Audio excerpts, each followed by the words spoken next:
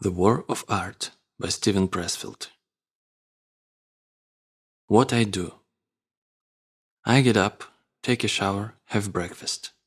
I read the paper, brush my teeth. If I have phone calls to make, I make them. I've got my coffee now.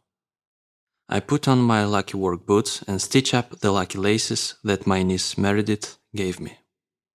I head back to my office, crank up the computer.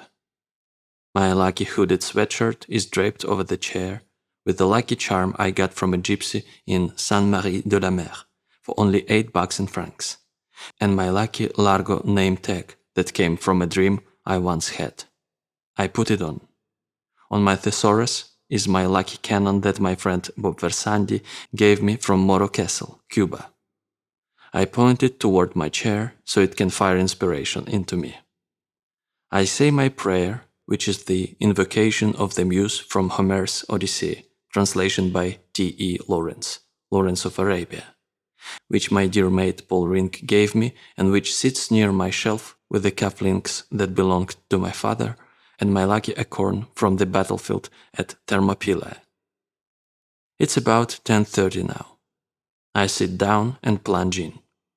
When I start making typos, I know I'm getting tired. That's 4 hours or so. I feel the point of diminishing returns. I wrap for the day. Copy whatever I've done to disk and stash the disk in the glove compartment of my truck in case there is a fire and I have to run for it. I power down. It's 3:30. The office is closed. How many pages have I produced? I don't care. Are they any good? I don't even think about it. All that matters is I've put in my time and hit it with all I've got. All that counts is that for this day, for this session, I have overcome resistance. What I know. There is a secret that real writers know that wannabe writers don't. And the secret is this. It's not the writing part that's hard. What's hard is sitting down to write. What keeps us from sitting down is resistance. The unlived life. Most of us have two lives. The life we live and the unlived life within us. Between the two stands resistance. Have you ever brought home a treadmill and let it gather dust in the attic? Ever quit a diet, a course of yoga, a meditation practice? Have you ever bailed out on a call to embark upon a spiritual practice, dedicate yourself to a humanitarian calling, commit your life to the service of others? Have you ever wanted to be a mother, a doctor, an advocate for the weak and helpless? To run for office, crusade for the planet, campaign for the world peace, or to preserve the environment? Late at night, have you experienced a vision of the person you might become, the work you could accomplish, the realized being you were meant to be? Are you a writer who doesn't write, a painter who doesn't paint, an entrepreneur who never starts a venture? Then you know what resistance is. One night I was laying down. I heard Papa talking to Mama. I heard Papa say to let that boy boogie-woogie, 'cause it's in him and it's got to come out. John Lee Hooker, Boogie Chillin'. Resistance is the most toxic force on the planet. It is the root of more unhappiness than poverty, disease, and erectile dysfunction. To yield to resistance deforms our spirit. It stuns us and makes us less than we are and were born to be.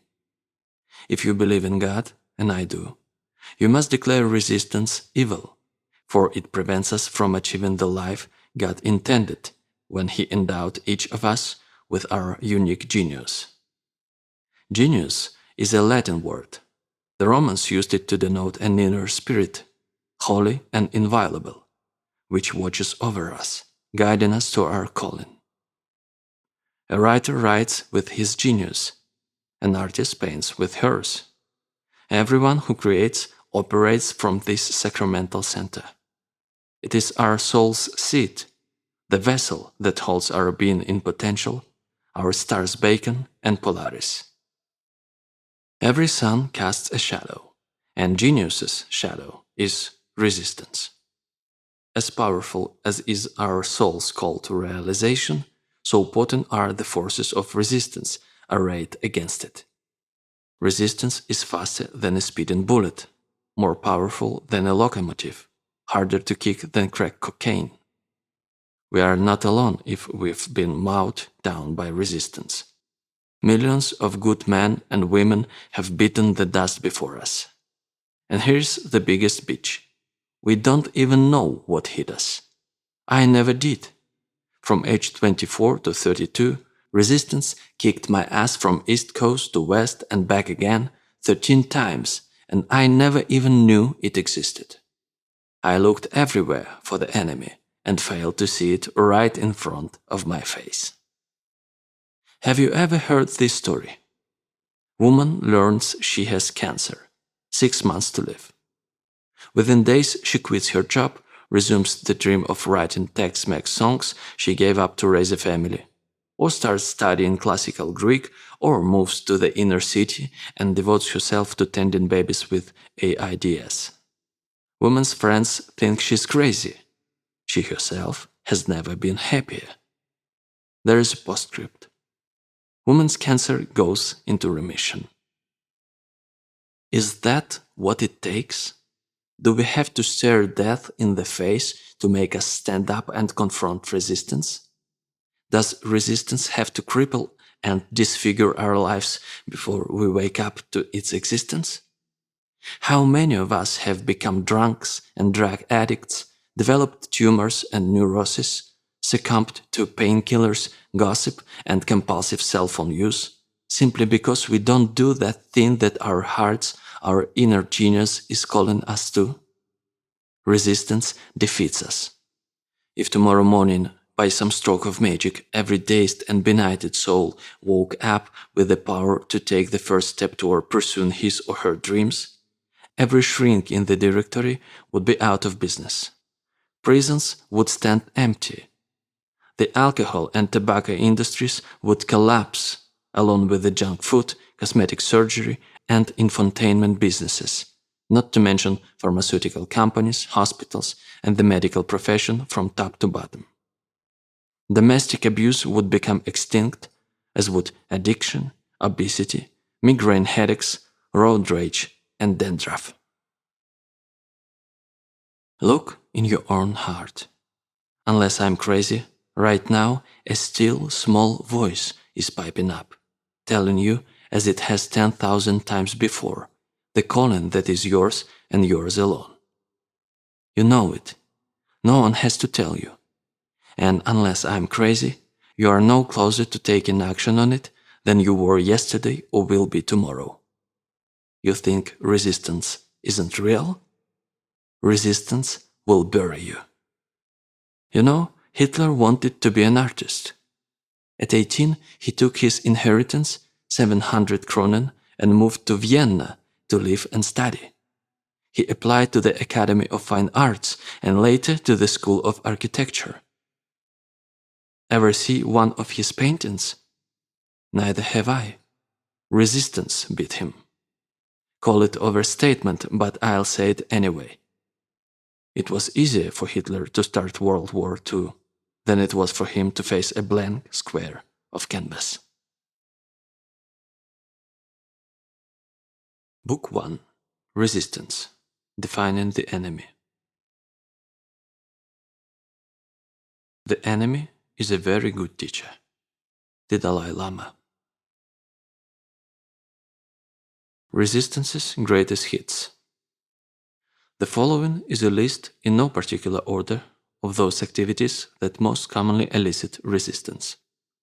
First, the pursuit of any calling in writing, painting, music, film, dance, or any creative art, however marginal or unconventional.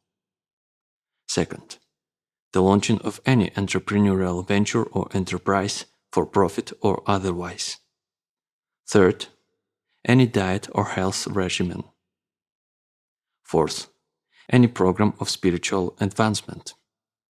5th, any activity whose aim is tighter abdominals.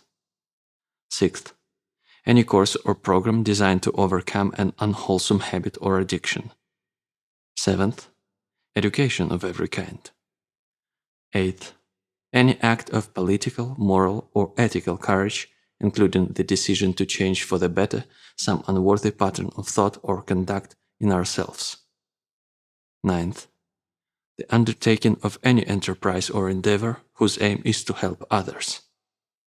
10th, any act that entails commitment of the heart, the decision to get married, to have a child, to weather a rocky patch in a relationship. 11th, the taking of any principled stand in the face of adversity. In other words, any act that rejects immediate gratification in favor of long-term growth, health, or integrity. Or, expressed another way, any act that derives from our higher nature instead of our lower. Any of these will elicit resistance. Now, what are the characteristics of resistance? Resistance is invisible. Resistance cannot be seen, touched, heard, or smelled, but it can be felt. We experience it as an energy field radiating from a working potential. It's a repelling force. It's negative. Its aim is to shove us away, distract us, prevent us from doing our work. Resistance is internal. Resistance seems to come from outside ourselves. We locate it in spouses, jobs, bosses, kids, peripheral opponents, as Pat Riley used to say when he coached the Los Angeles Lakers. Resistance is not a peripheral opponent. Resistance arises from within. It is self-generated and self-perpetuated. Resistance is the enemy within.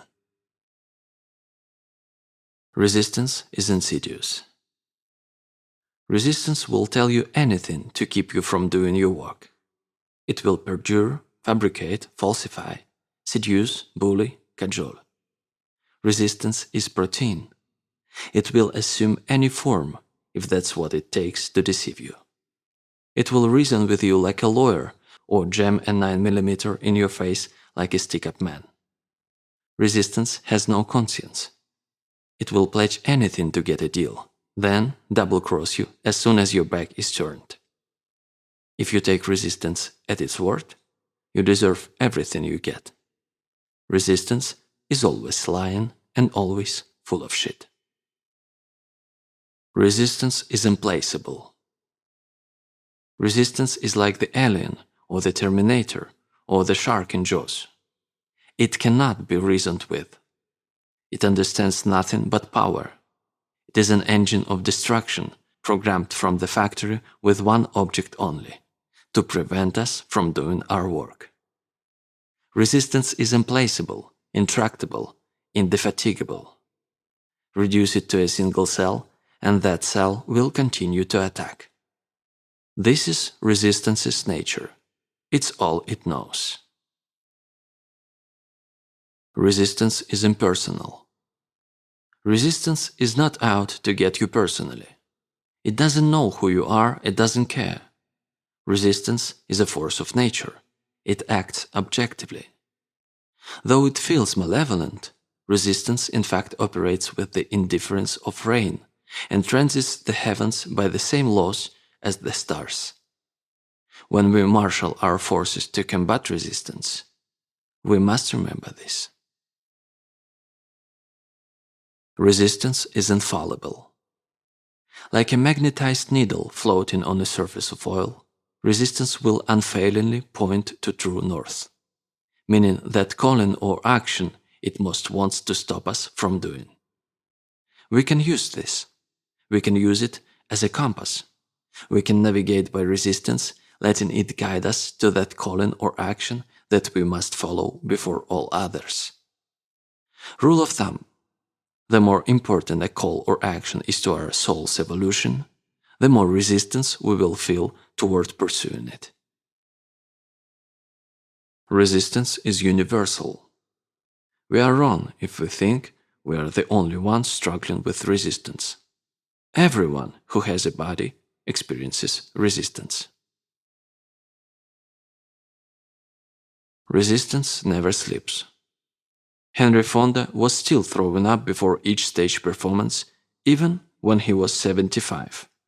In other words, fear doesn't go away. The warrior and the artist live by the same code of necessity, which dictates that the battle must be fought anew every day. Resistance plays for keeps.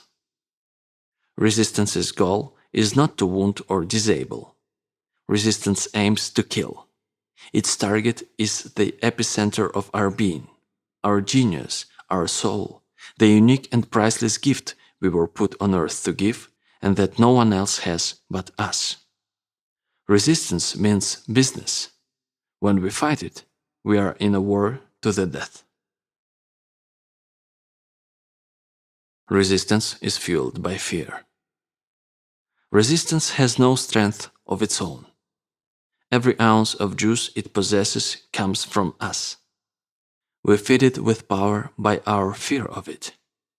Master that fear, and we conquer resistance. Resistance only opposes in one direction. Resistance obstructs movement only from a lower sphere to a higher. It kicks in when we seek to pursue a calling in the arts, launch an innovative enterprise, or evolve to a higher station morally, ethically, or spiritually. So if you are in Kolkata working with the Mother Teresa Foundation and you are thinking of bolting to launch a career in telemarketing, relax. Resistance will give you a free pass.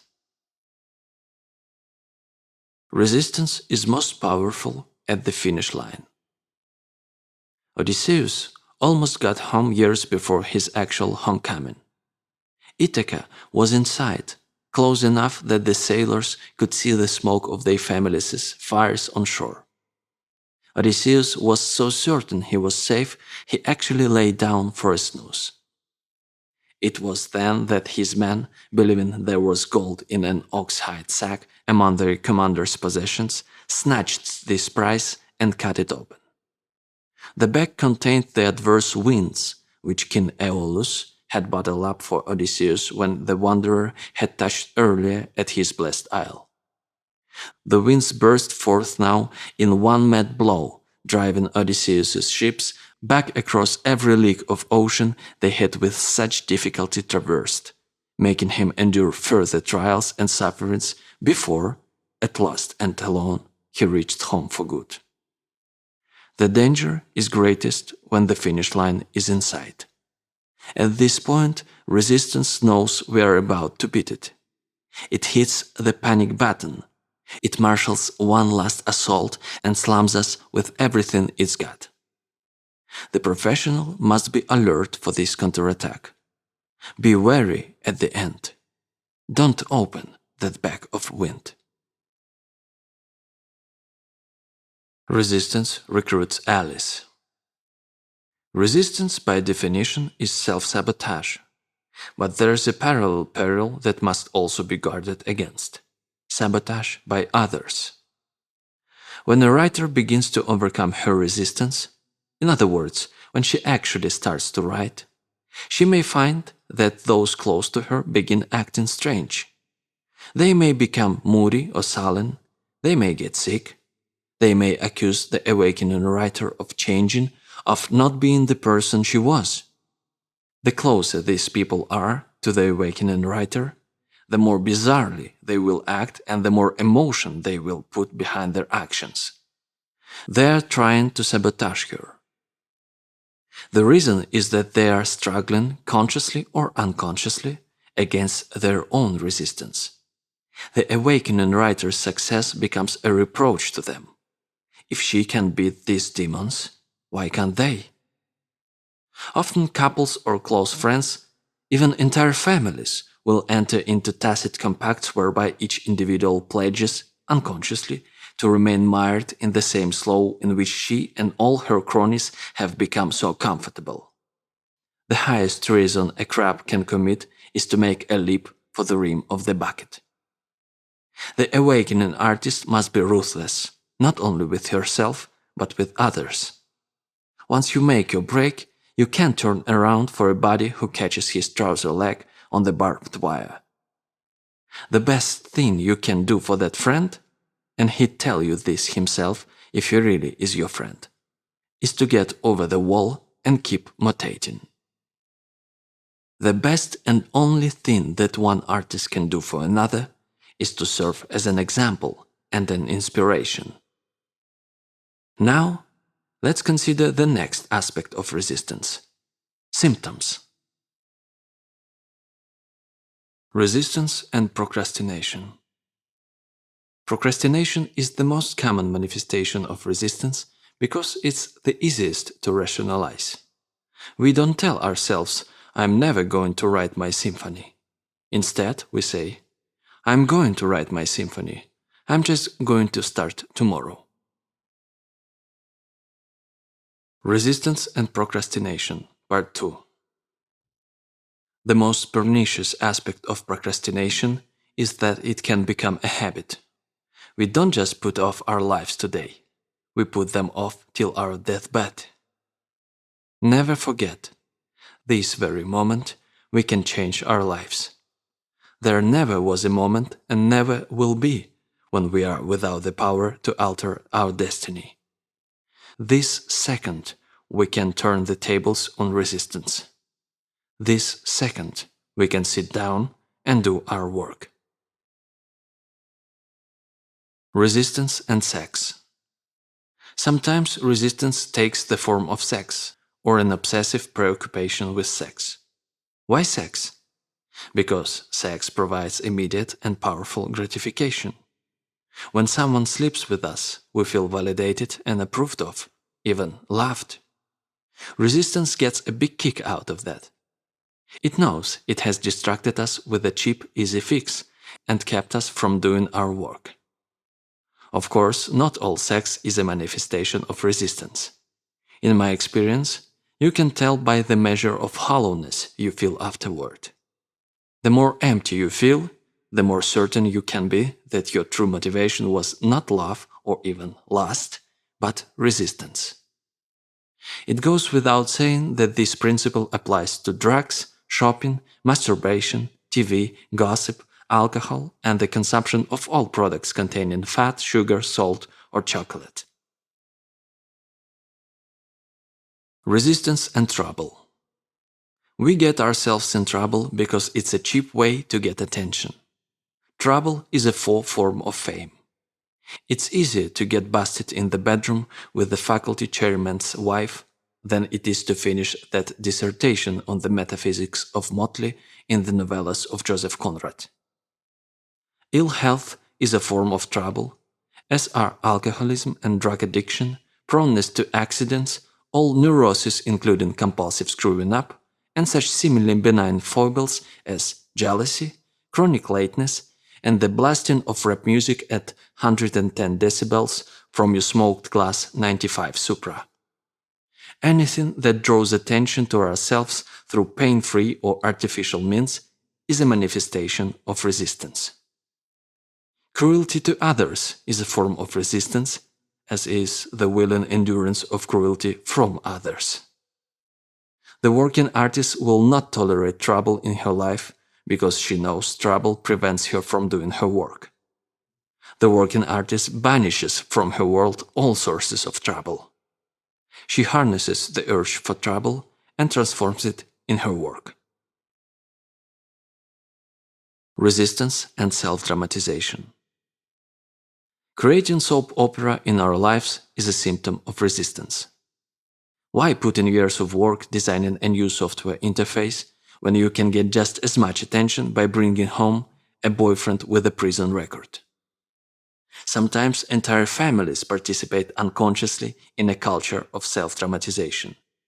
The kids fuel the tanks, the grown-ups arm the phasers, the whole starship lurches from one spine-tingling episode to another. And the crew knows how to keep it going. If the level of drama drops below a certain threshold, Someone jumps in to amp it up. Dad gets drunk, Mom gets sick, Jenny shows up for church with an Oakland Raiders tattoo. It's more fun than a movie. And it works. Nobody gets a damn thing done. Sometimes I think of resistance as a sort of evil twin to Santa Claus, who makes his rounds house to house, making sure that everything's taken care of. When he comes to a house that's hooked on self-dramatization, his ruddy cheeks glow and he giddy-ups away behind his 8 tiny reindeer. He knows there'll be no work done in that house. Resistance and self-medication. Do you regularly ingest any substance, controlled or otherwise, whose aim is the alleviation of depression, anxiety, etc.? I offer the following experience. I once worked as a writer for a big New York ad agency. Our boss used to tell us, "Invent a disease. Come up with the disease," he said, "and we can sell the cure." Attention deficit disorder, seasonal affect disorder, social anxiety disorder. These aren't diseases, they're marketing ploys. Doctors didn't discover them. Copywriters did. Marketing departments did. Drug companies did. Depression and anxiety may be real, but they can also be resistance. When we drug ourselves to blot out our soul's call, we are being good Americans and exemplary consumers. We are doing exactly what TV commercials and pop materialist culture have been brainwashing us to do from birth. Instead of applying self-knowledge, self-discipline, delayed gratification, and hard work, we simply consume a product. Many pedestrians have been maimed or killed at the intersection of resistance and commerce. Resistance and victimhood. Doctors estimate that 70 to 80% of their business is non-health related. People aren't sick, they're self-dramatizing. Sometimes the hardest part of a medical job is keeping a straight face. As Jerry Seinfeld observed of his 20 years of dating, that's a lot of acting fascinated. The acquisition of a condition lends significance to one's existence. An illness, a cross to bear. Some people go from condition to condition. They cure one and another pops up to take its place. The condition becomes a work of art in itself, a shadow version of the real creative act the victim is avoiding by expending so much care cultivating his condition. A victim act is a form of passive aggression. It seeks to achieve gratification not by honest work or a contribution made out of one's experience or insight or love, but by the manipulation of others through silent and not so silent threat. The victim compels others to come to his rescue or to behave as he wishes by holding them hostage to the prospect of his own further illness, meltdown, mental dissolution, or simply by threatening to make their life so miserable that they do what he wants. Casting yourself as a victim is the antithesis of doing your work. Don't do it. If you're doing it, stop. Resistance and the choice of a mate. Sometimes, if we are not conscious of our own resistance, we'll pick as a mate someone who has or is successfully overcoming resistance. I'm not sure why. Maybe it's easier to endow our partner with the power that we in fact possess but are afraid to act upon. Maybe it's less threatening to believe that our beloved spouse is worthy to live out his or her unlived life while we are not. Or maybe we are hoping to use our mate as a model. Maybe we believe, or wish we could, that some of our spouse's power will rub off on us if we just hang around it long enough. This is how resistance disfigures love. The stew it creates is rich, it's colorful. Tennessee Williams could work it up into a trilogy. But is it love? If we are the supporting partner, shouldn't we face our own failure to pursue our unlived life rather than hitchhike on our spouse's coattails. And if we are the supported partner, shouldn't we step out from the glow of our loved one's adoration and instead encourage him to let his own light shine? Resistance and this book. When I began this book, resistance almost beat me. This is the form it took. It told me, the voice in my head, that I was a writer of fiction, not non-fiction, and that I shouldn't be exposing these concepts of resistance literally and overtly. Rather, I should incorporate them metaphorically into a novel. That's a pretty damn subtle and convincing argument. The rationalization resistance presented me with was that I should write, say, a war piece in which the principles of resistance were expressed as the fear a warrior feels. Resistance also told me I shouldn't seek to instruct or put myself forward as a purveyor of wisdom, that this was vain, egotistical, possibly even corrupt, and that it would work harm to me in the end. That scared me. It made a lot of sense. What finally convinced me to go ahead was simply that I was so unhappy not going ahead. I was developing symptoms. As soon as I sat down and began, I was okay. Resistance and unhappiness. What does resistance feel like? First, unhappiness. We feel like hell. A low-grade misery pervades everything. We are bored, we are restless, we can't get no satisfaction. There is a guilt, but we can't put our finger on the source. We want to go back to bed. We want to get up and party. We feel unloved and unlovable. We are disgusted. We hate our lives. We hate ourselves. Unalleviated, resistance mounts to a pitch that becomes unendurable. At this point, vices kick in. Dope, adultery, web surfing. Beyond that, resistance becomes clinical. Depression, aggression, dysfunction.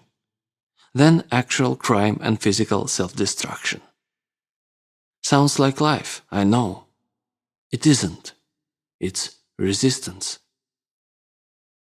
What makes it tricky is that we live in a consumer culture that's acutely aware of this unhappiness and has massed all its profit-seeking artillery to exploit it, by selling us a product, a drug, a destruction. John Lennon once wrote, "Well, you think you are so clever and classless and free, but you are all fucking peasants, as far as I can see." As artists and professionals, it is our obligation to enact our own internal revolution, a private insurrection inside our own skulls. In this uprising, we free ourselves from the tyranny of consumer culture. We overthrow the programming of advertising, movies, video games, magazines, TV, and MTV, by which we have been hypnotized from the cradle. We unplug ourselves from the grid by recognizing that we will never cure our restlessness by contributing our disposal income to the bottom line of bullshit incorporation, but only by doing our work. Resistance and fundamentalism. The artist and the fundamentalist both confront the same issue, the mystery of their existence as individuals. Each asks the same questions. Who am I? Why am I here? What is the meaning of my life? At more primitive stages of evolution, humanity didn't have to deal with such questions.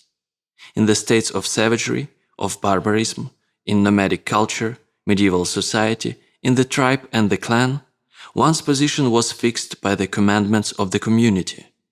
It was only with the advent of modernity, starting with the ancient Greeks, with the birth of freedom and of the individual, that such matters ascended to the fore.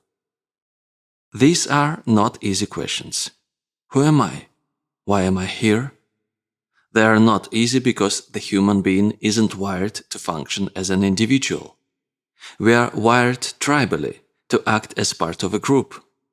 Our psyches are programmed by millions of years of hunter-gatherer evolution. We know what the clan is. We know how to fit into the band and the tribe. What we don't know is how to be alone. We don't know how to be free individuals. The artist and the fundamentalist arise from societies at different stages of development. The artist is the advanced model. His culture possesses affluence, stability, enough excess of resource to permit the luxury of self-examination. The artist is grounded in freedom. He is not afraid of it. He is lucky. He was born in the right place. He has a core of self-confidence, of hope for the future. He believes in progress and evolution. His faith is that humankind is advancing, however haltingly and imperfectly, toward a better world. The fundamentalist entertains no such notion. In his view, humanity has fallen from a higher state.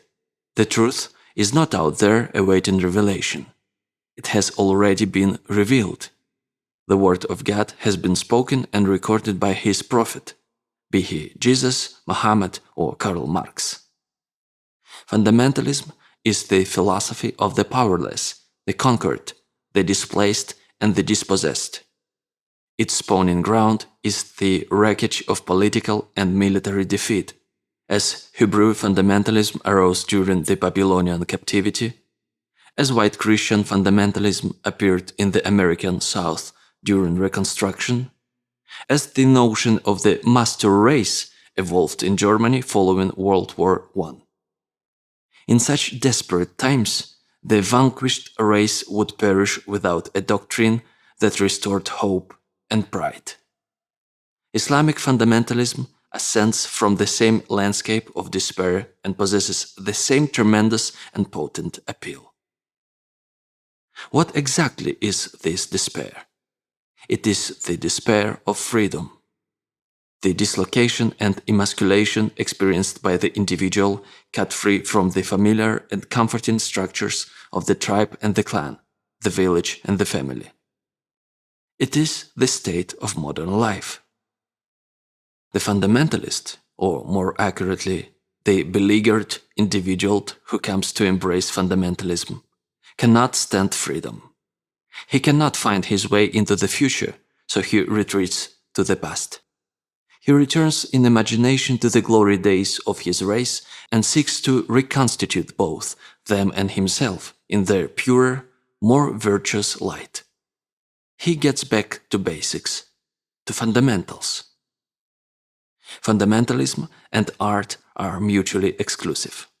There is no such thing as fundamentalist art. This does not mean that the fundamentalist is not creative. Rather, his creativity is inverted. He creates destruction. Even the structures he builds, his schools and networks of organization, are dedicated to annihilation of his enemies and of himself. But the fundamentalist reserves his greatest creativity for the fashioning of Satan, the image of his foe, in opposition to which he defines and gives meaning to his own life. Like the artist, the fundamentalist experiences resistance. He experiences it as temptation to sin. Resistance to the fundamentalist is the call of the evil one, seeking to seduce him from his virtue. The fundamentalist is consumed with Satan, whom he loves as he loves death. Is it coincidence that the suicide bombers of the World Trade Center frequented strip clubs during their training, or that they conceived of their reward as a squadron of virgin brides and the license to ravish them in the fleshpots of heaven? The fundamentalist hates and fears women because he sees them as vessels of Satan, temptresses like Delilah who seduced Samson from his power. To combat the call of sin, resistance, the fundamentalist plunges either into action or into the study of sacred texts. He loses himself in this, much as the artist does in the process of creation. The difference is that while the one looks forward, hoping to create a better world, the other looks backward, seeking to return to a purer world from which he and all have fallen. The humanist believes that humankind, as individuals, is called upon to co-create the world with God. This is why he values human life so highly. In his view, things do progress, life does evolve. Each individual has value, at least potentially, in advancing this cause. The fundamentalist cannot conceive of this. In his society, dissent is not just crime but apostasy. It is heresy, transgression against God himself. When fundamentalism wins, the world enters a dark age. Yet still I can't condemn one who is drawn to this philosophy. I consider my own inner journey, the advantages I've had of education, affluence, family support, health, and the blind good luck to be born American, and still I have learned to exist as an autonomous individual, if indeed I have, only by a whisker, and at a cost I would hate to have to reckon up. It may be that the human race is not ready for freedom. The air of liberty may be too rarefied for us to breathe. Certainly, I wouldn't be writing this book on this subject if living with freedom were easy. The paradox seems to be, as Socrates demonstrated long ago, that the truly free individual is free only to the extent of his own self-mastery, while those who will not govern themselves are condemned to find masters to govern over them. Resistance and criticism. If you find yourself criticizing other people, you are probably doing it out of resistance. When we see others beginning to live their authentic selves, it drives us crazy if we have not lived out our own. Individuals who are realized in their own lives almost never criticize others. If they speak at all, it is to offer encouragement. Watch yourself. Of all the manifestations of resistance, most only harm ourselves. Criticism and cruelty harm others as well. Resistance and self-doubt. Self-doubt can be an ally.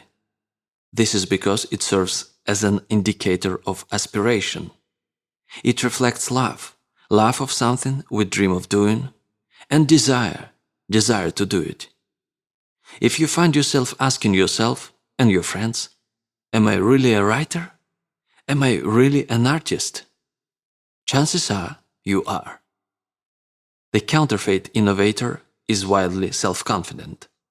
The real one is scared to death. Resistance and fear. Are you paralyzed with fear? That's a good sign. Fear is good. Like self-doubt, fear is an indicator. Fear tells us what we have to do. Remember our rule of thumb.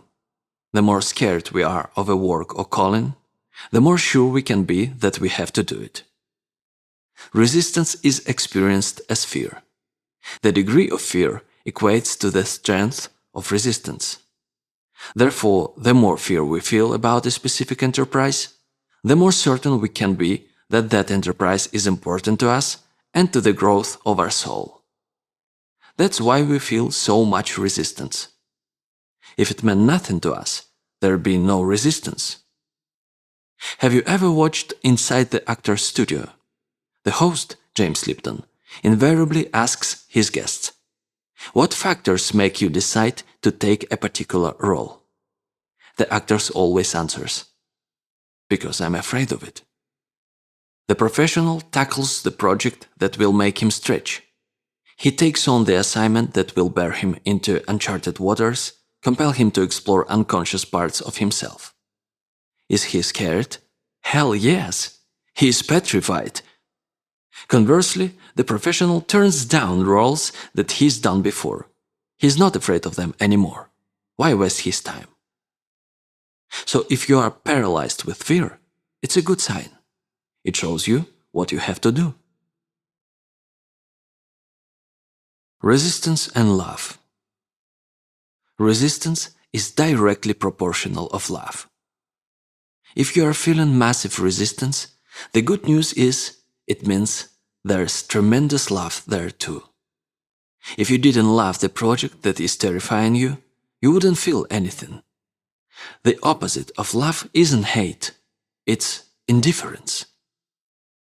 The more resistance you experience, the more important your unmanifested art, project, enterprise is to you, and the more gratification you will feel when you finally do it.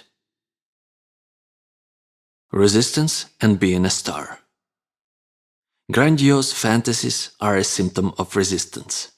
They are the sign of an amateur. The professional has learned that success, like happiness, comes as a byproduct of work. The professional concentrates on the work and allows rewards to come or not come, whatever they like. Resistance and isolation. Sometimes we balk at embarking on an enterprise because we are afraid of being alone. We feel comfortable with the tribe around us. It makes us nervous going off into the woods on our own. Here's the trick. We are never alone. As soon as we step outside the campfire glow, our muse lights on our shoulder like a butterfly. The act of courage calls forth infallibly that deeper part of ourselves that supports and sustains us. Have you seen interviews with the young John Lennon or Bob Dylan when the reporter tries to ask about their personal selves? The boys deflect these queries with withering sarcasm. Why?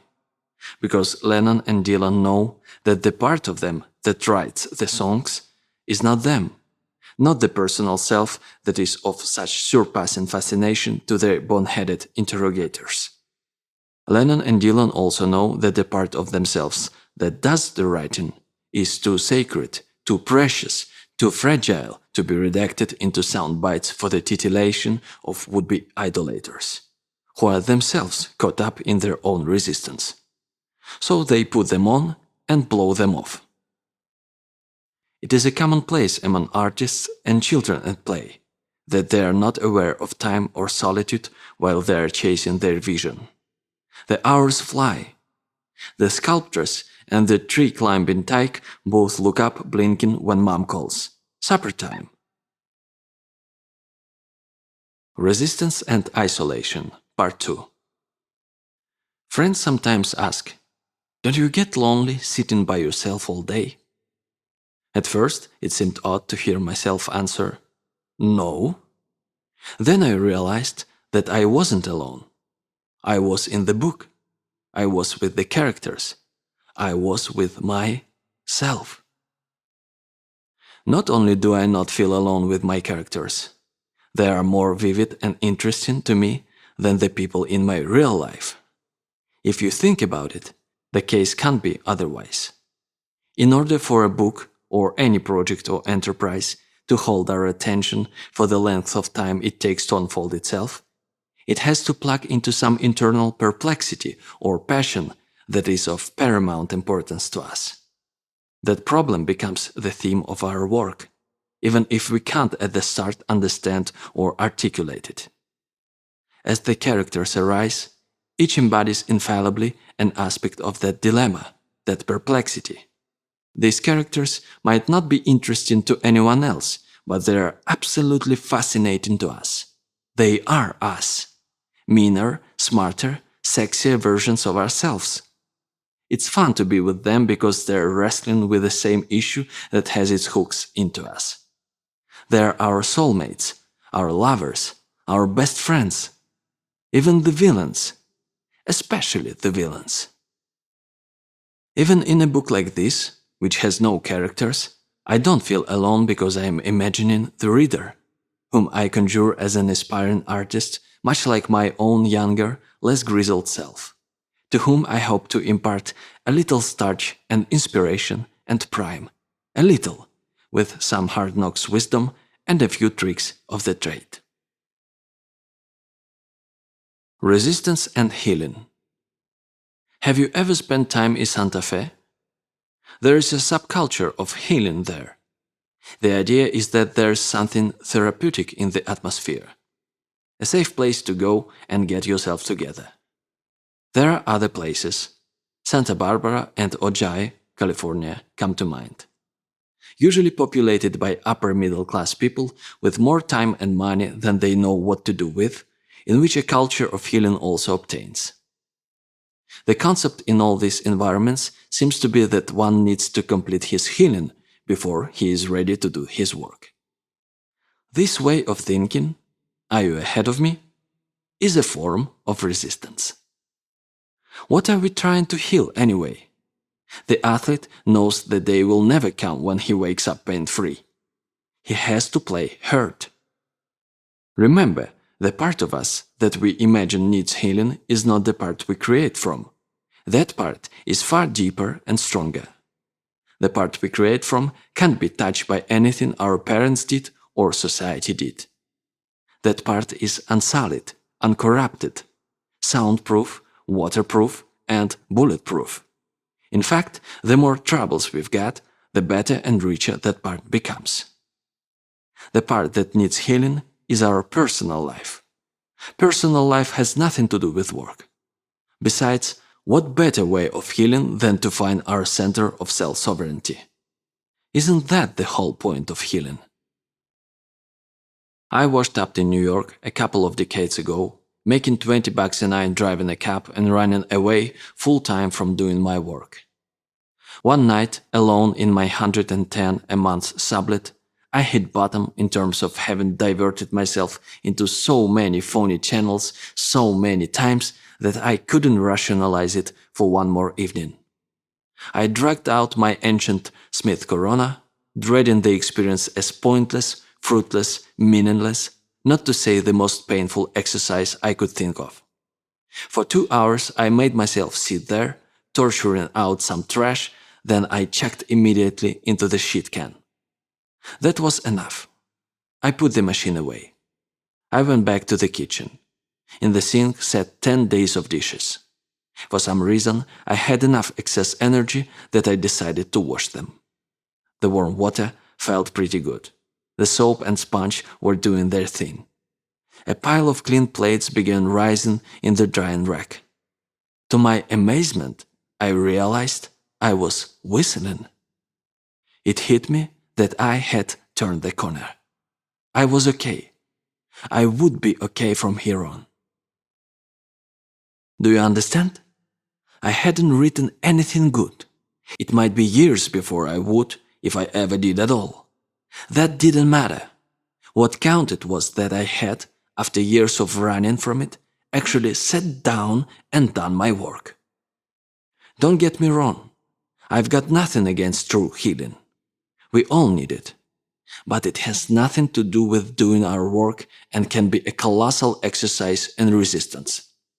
Resistance loves healing. Resistance knows that the more psychic energy we expend dredging and redredging the tired, boring injustices of our personal lives, the less choice we have to do our work. Resistance and support. Have you ever been to a workshop? These boondoggles are colleges of resistance. They ought to give out PhDs in resistance. What better way of avoiding work than going to a workshop? But what I hate even worse is the word support. Seeking support from friends and family is like having your people gathered around at your deathbed. It's nice, but when the ship sails, all they can do is to stand on the dock waving goodbye. Any support we get from persons of flesh and blood is like monopoly money. It's not legal tender in that sphere where we have to do our work. In fact, the more energy we spend stoking up on support from colleagues and loved ones, the weaker we become and the less capable of handling our business. My friend Carol had the following dream at a time when her life felt like it was careening out of control. She was a passenger on a bus. Bruce Springsteen was driving. Suddenly, Springsteen pulled over, handed Carol the keys, and bolted. In the dream, Carol was panicking. How could she drive this huge rolling greyhound? By now, all the passengers were staring. Clearly, no one else was gonna step forward and take charge. Carol took the wheel. To her amazement, she found she could handle it. Later, analyzing the dream, she figured Bruce Springsteen was the boss of her psyche. The bus was the vehicle of her life. The boss was telling Carol it was time to take the wheel. More than that, the dream, by actually setting her down in the driver's seat and letting her feel that she could control the vehicle on the road, was providing her with a simulator run to prime her with the confidence that she could actually take command in her life. A dream like that is real support. It's a check you can cash when you sit down alone to do your work. P.S. When your deeper self delivers a dream like that, don't talk about it. Don't dilute its power. The dream is for you. It's between you and your muse.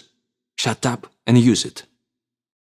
The only exception is you may share it with another comrade in arms, if sharing it will help or encourage that comrade in his or her own endeavors. Resistance and rationalization. Rationalization is resistance's right-hand man. Its job is to keep us from feeling the shame we would feel if we truly faced what cowards we are for not doing our work. Michael. Don't knock rationalization. Where would we be without it? I don't know anyone who can get through the day without 2 or 3 juicy rationalizations. They are more important than sex. Sam. Oh, come on. Nothing's more important than sex. Michael. Oh yeah? Have you ever gone a week without a rationalization? Jeff Goldblum and Tom Berenger in Lawrence Kasdan's The Big Chill. But rationalization has its own sidekick. It's that part of our psyche that actually believes what rationalization tells us. It's one thing to lie to ourselves. It's another thing to believe it. Resistance and Rationalization, Part 2. Resistance is fear. But resistance is too cunning to show itself naked in this form. Why? Because if resistance lets us see clearly that our own fear is preventing us from doing our work, we may feel shame at this, and shame may drive us to act in the face of fear. Resistance doesn't want us to do this, so it brings in rationalization. Rationalization is resistance's spin doctor. It's resistance's way of hiding the big stick behind its back. Instead of showing us our fear, which might shame us and impel us to do our work, resistance presents us with a series of plausible, rational justifications for why we shouldn't do our work. What's particularly insidious about the rationalizations that resistance presents to us is that a lot of them are true. They're legitimate. Our wife may really be in her 8th month of pregnancy. She may, in truth, need us at home. Our department may really be instituting a changeover that will eat up hours of our time. Indeed, it may make sense to put off finishing our dissertation at least till after the baby is born. What resistance leaves out, of course, is that all this means diddly. Tolstoy had 13 kids and wrote War and Peace. Lance Armstrong had cancer and won the Tour de France 3 years and counting. Resistance can be beaten. If resistance couldn't be beaten, there would be no Fifth Symphony, no Romeo and Juliet, no Golden Gate Bridge. Defeating resistance is like giving birth. It seems absolutely impossible until you remember that women have been pulling it off successfully, with support and without, for 50 million years.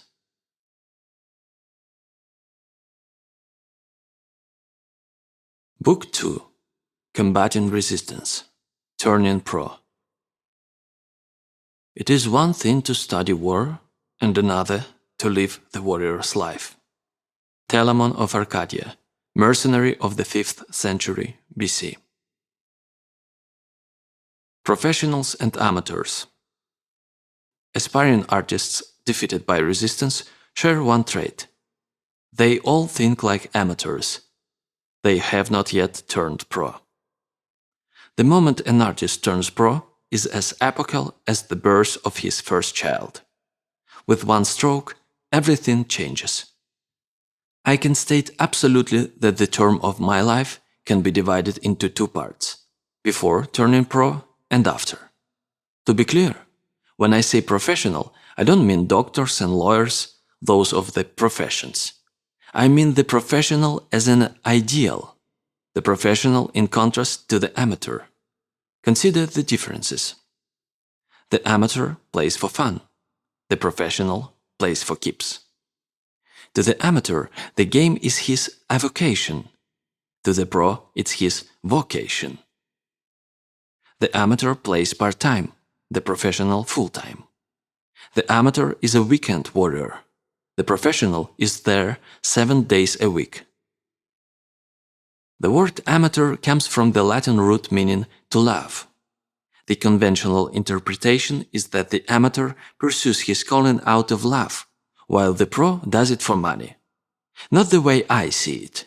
In my view, the amateur does not love the game enough. If he did, he would not pursue it as a sideline, distinct from his real vocation. The professional loves it so much he dedicates his life to it. He commits full-time. That's what I mean when I say turning pro. Resistance hates it when we turn pro. A professional. Someone once asked Somerset Maugham if he wrote on a schedule or only when struck by inspiration. "I write only when inspiration strikes," he replied. "Fortunately, it strikes every morning at 9 o'clock sharp." That's a pro. In terms of resistance, Maugham was saying, "I despise resistance. I will not let it faze me. I will sit down and do my work." Maugham reckoned another deeper truth, that by performing the mundane physical act of sitting down and starting to work, he set in motion a mysterious but infallible sequence of events that would produce inspiration as surely as if the goddess had synchronized her watch with his. He knew if he built it, she would come. What a writer's day feels like. I wake up with a gnawing sensation of dissatisfaction. Already I feel fear. Already the loved ones around me are starting to fade. I interact, I'm present, but I'm not. I'm not thinking about the work. I've already consigned that to the muse. What I am aware of is resistance. I feel it in my guts. I afford it the utmost respect, because I know it can defeat me on any given day as easily as the need for a drink can overcome an alcoholic. I go through the course, the correspondence, the obligations of daily life. Again, I'm there, but not really. The clock is running in my head. I know I can indulge in daily crap for a little while, but I must cut it off when the bell rings. I'm keenly aware of the principle of priority, which states A. You must know the difference between what is urgent and what is important, and B. You must do what's important first. What's important is the work. That's the game I have to suit up for. That's the field on which I have to leave everything I've got. Do I really believe that my work is crucial to the planet's survival? Of course not. But it's as important to me as catching that mouse is to the hawk circling outside my window. He's hungry. He needs a kill. So do I. I'm done with my course now. It's time. I say my prayer and head out on the hunt. The sun isn't up yet. It's cold. The fields are sopping. Brambles scratch my ankles, branches snap back in my face. The hill is a son of a bitch, but what can you do? Set one foot in front of another and keep climbing. An hour passes. I'm warmer now. The pace has got my blood going. The years have taught me one skill: how to be miserable. I know how to shut up and keep humping. This is a great asset because it's human, the proper role for a mortal. It does not offend the gods, but elicits their intercession. My bitching self is receding now. The instincts are taking over. Another hour passes. I turn the corner of a thicket, and there he is. The nice fat hare I knew would show up if I just kept plugging. Home from the hill. I thank the immortals and offer up their portion of the kill. They brought it to me. They deserve their share. I'm grateful. I joke with my kids beside the fire. They're happy. The old man has brought home the bacon. The old lady's happy. She's cooking it up. I'm happy. I've earned my keep on the planet, at least for this day. Resistance is not a factor now. I don't think of the hunt and I don't think of the office. The tension drains from my neck and back. What I feel and say and do this night will not be coming from any disowned or unresolved part of me, any part corrupted by resistance. I go to sleep content, but my final thought is of resistance. I will wake up with it tomorrow. Already I am stealing myself. How to be miserable. In my younger days, dodging the draft, I somehow wound up in the Marine Corps. There is a myth that Marine training turns baby-faced recruits into bloodthirsty killers. Trust me, the Marine Corps is not that efficient. What it does teach, however, is a lot more useful. The Marine Corps teaches you how to be miserable. This is invaluable for an artist. Marines love to be miserable. Marines derive a perverse satisfaction from having colder chow, crappier equipment, and higher casualty rates than any outfit of dog faces, swap jockeys, or flyboys, all of whom they despise. Why? Because these candy asses don't know how to be miserable. The artist committing himself to his calling has volunteered for hell, whether he knows it or not. He will be dining for the duration on a diet of isolation, rejection, self-doubt, despair, ridicule, contempt, and humiliation. The artist must be like that Marine. He has to know how to be miserable. He has to love being miserable. He has to take pride in being more miserable than any soldier or swabby or jet jockey. Because this is war, baby. And war is hell. We are all pros already. All of us are pros in one area, our jobs. We get a paycheck, we work for money, we are professionals. Now, other principles we can take from what we are already successfully doing in our workaday lives and apply to our artistic aspirations. What exactly are the qualities that define us as professionals? First, we show up every day. We might do it only because we have to keep from getting fired, but we do it. We show up every day. Second, we show up no matter what. In sickness and in health, come hell or high water, we stagger in to the factory. We might do it only so as not to let down our co-workers or for other, less noble reasons, but we do it. We show up no matter what. Third, we stay on the job all day. Our minds may wander, but our bodies remain at the wheel. We pick up the phone when it rings, we assist the customer when he seeks our help. We don't go home till the whistle blows. Fourth, we are committed over the long haul. Next year we may go to another job, another company, another country, but we'll still be working. Until we hit the lottery, we are part of the labor force. Fifth, the stakes for us are high and real. This is about survival, feeding our families, educating our children. It's about eating. Sixth, we accept remuneration for our labor. We are not here for fun, we work for money. Seventh, we do not over-identify with our jobs. We may take pride in our work, we may stay late and come in on weekends, but we recognize that we are not our job descriptions. The amateur, on the other hand, over-identifies with his avocation, his artistic aspiration. He defines himself by it. He is a musician, a painter, a playwright. Resistance loves this. Resistance knows that the amateur composer will never write his symphony because he is overly invested in its success and over-terrified of its failure. The amateur takes it so seriously, it paralyzes him. 8th, we master the technique of our jobs. 9th, we have a sense of humor about our jobs. 10th, we receive praise or blame in the real world. Now consider the amateur, the aspiring painter, the wannabe playwright. How does he pursue his calling? 1. He doesn't show up every day.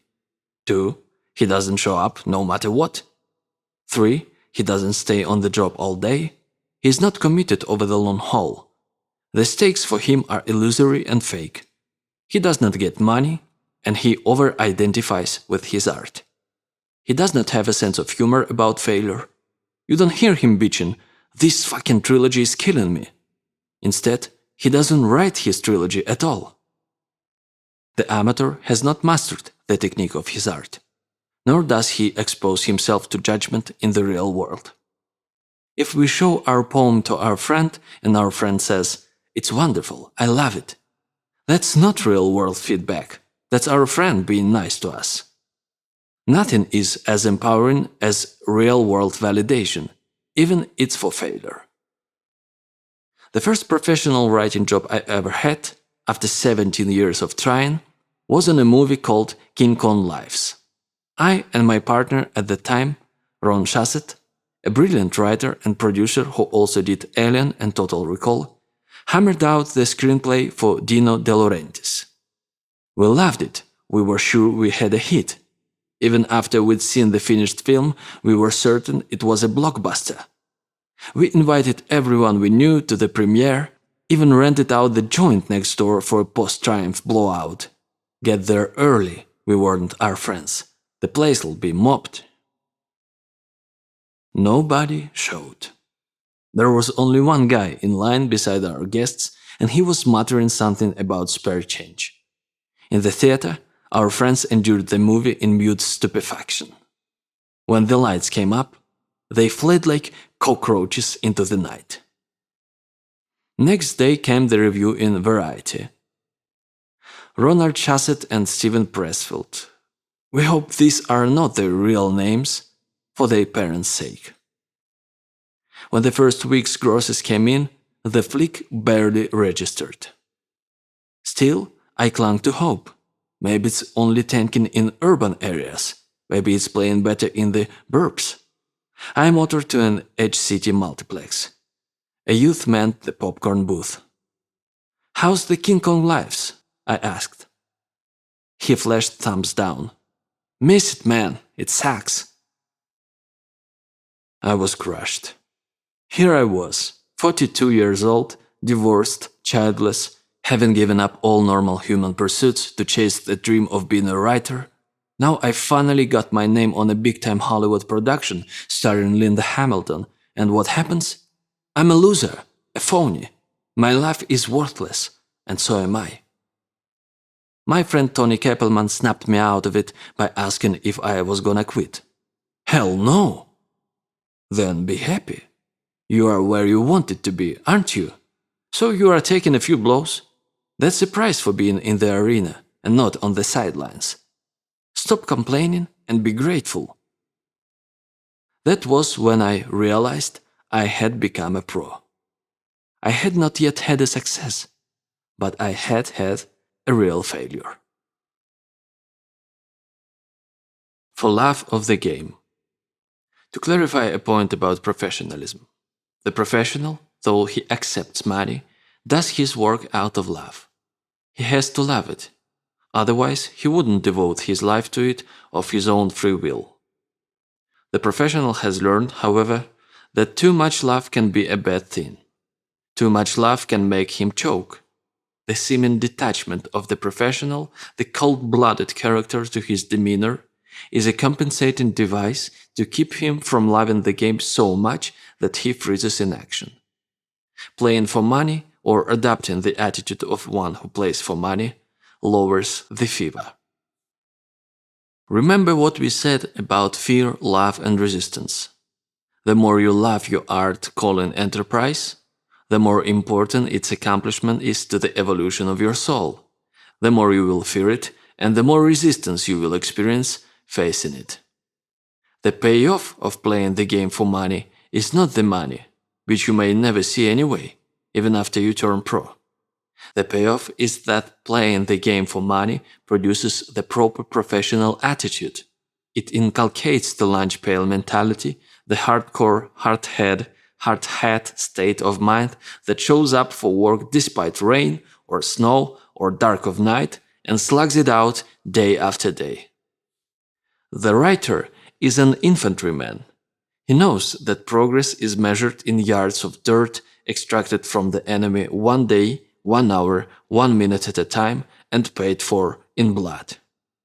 The artist wears combat boots. He looks in the mirror and sees G.I. Joe. Remember, the muse favors working stiffs. She hates prima donnas. To the gods, the supreme sin is not rape or murder, but pride. To think of yourself as a mercenary, a gun for hire, implants the proper humility. It purges pride and preciousness. Resistance loves pride and preciousness. Resistance says, show me a writer who is too good to take job X or assignment Y, and I'll show you a guy I can crack like a walnut. Technically, the professional takes money. Technically, the pro plays for pay. But in the end, he does it for love.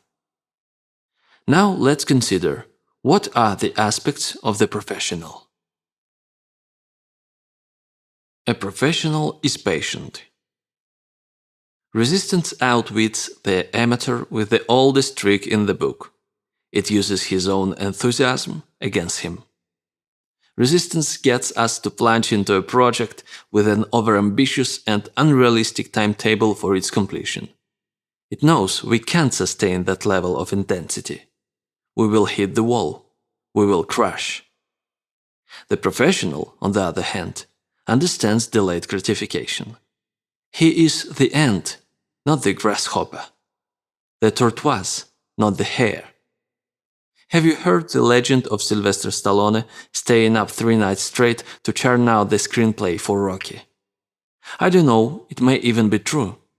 But it's the most pernicious species of myth to set before the awakening writer, because it seduces him into believing he can pull off the big score without pain and without persistence.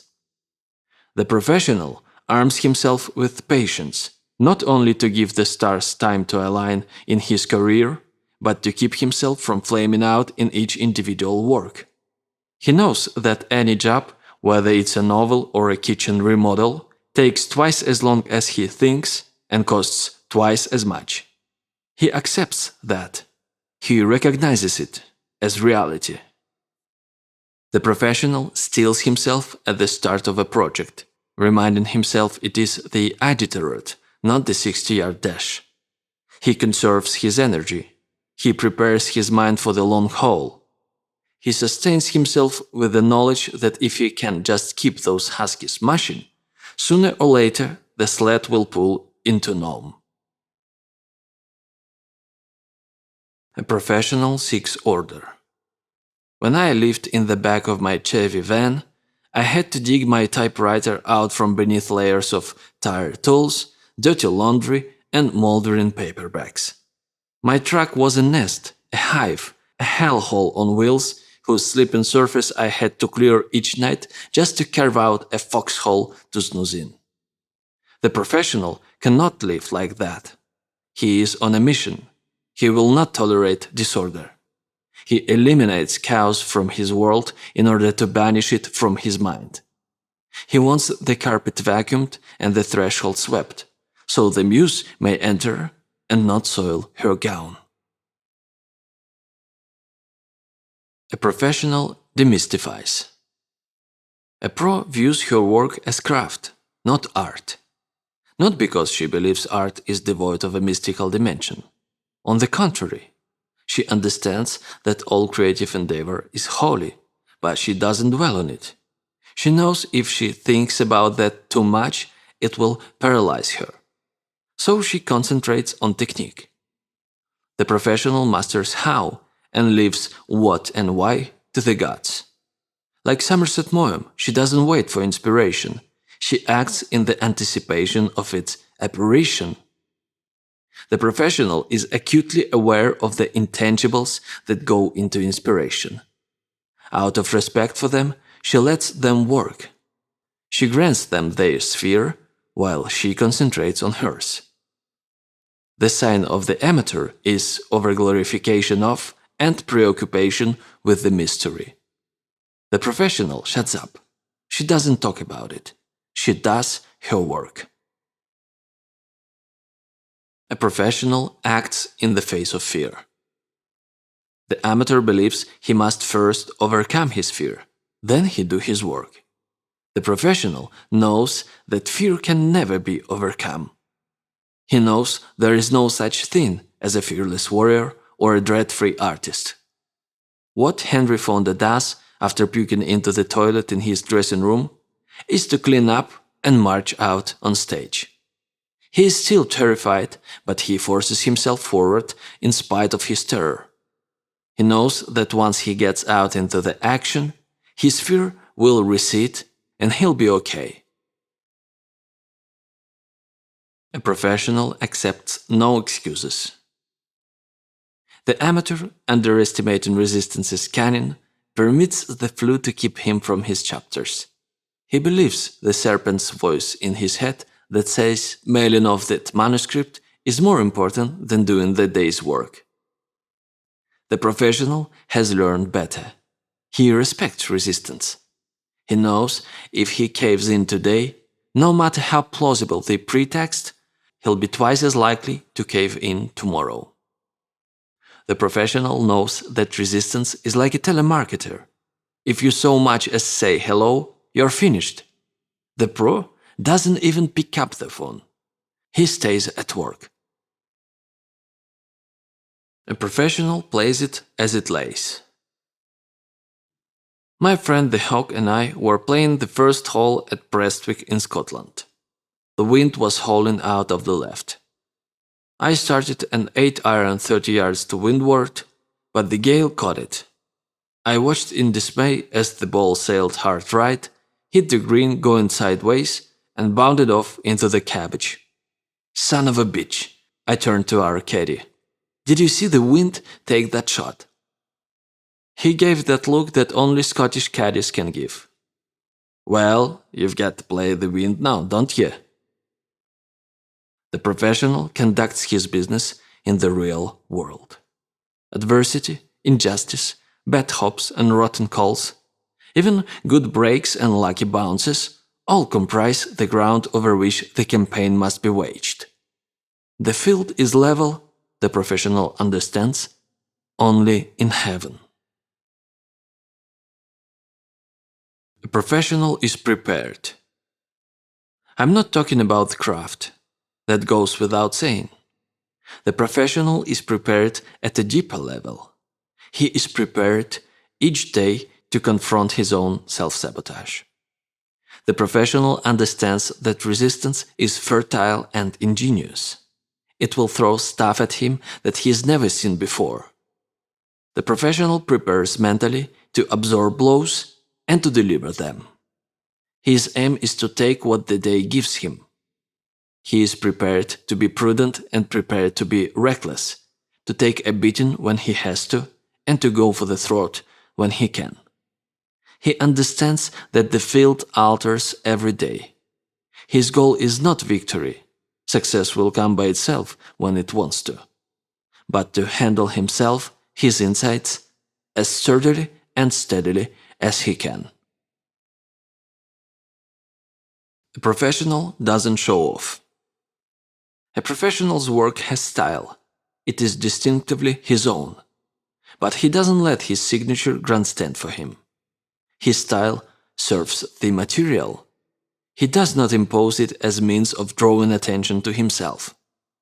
This doesn't mean that the professional doesn't throw down a 360 tomahawk jam from time to time just to let the boys know he's still in business. A professional dedicates himself to mastering technique. The professional respects his craft. He does not consider himself superior to it. He recognizes the contributions of those who have gone before him. He apprentices himself to them.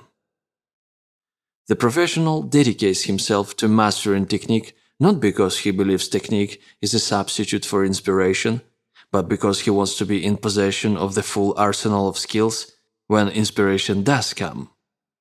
The professional is sly.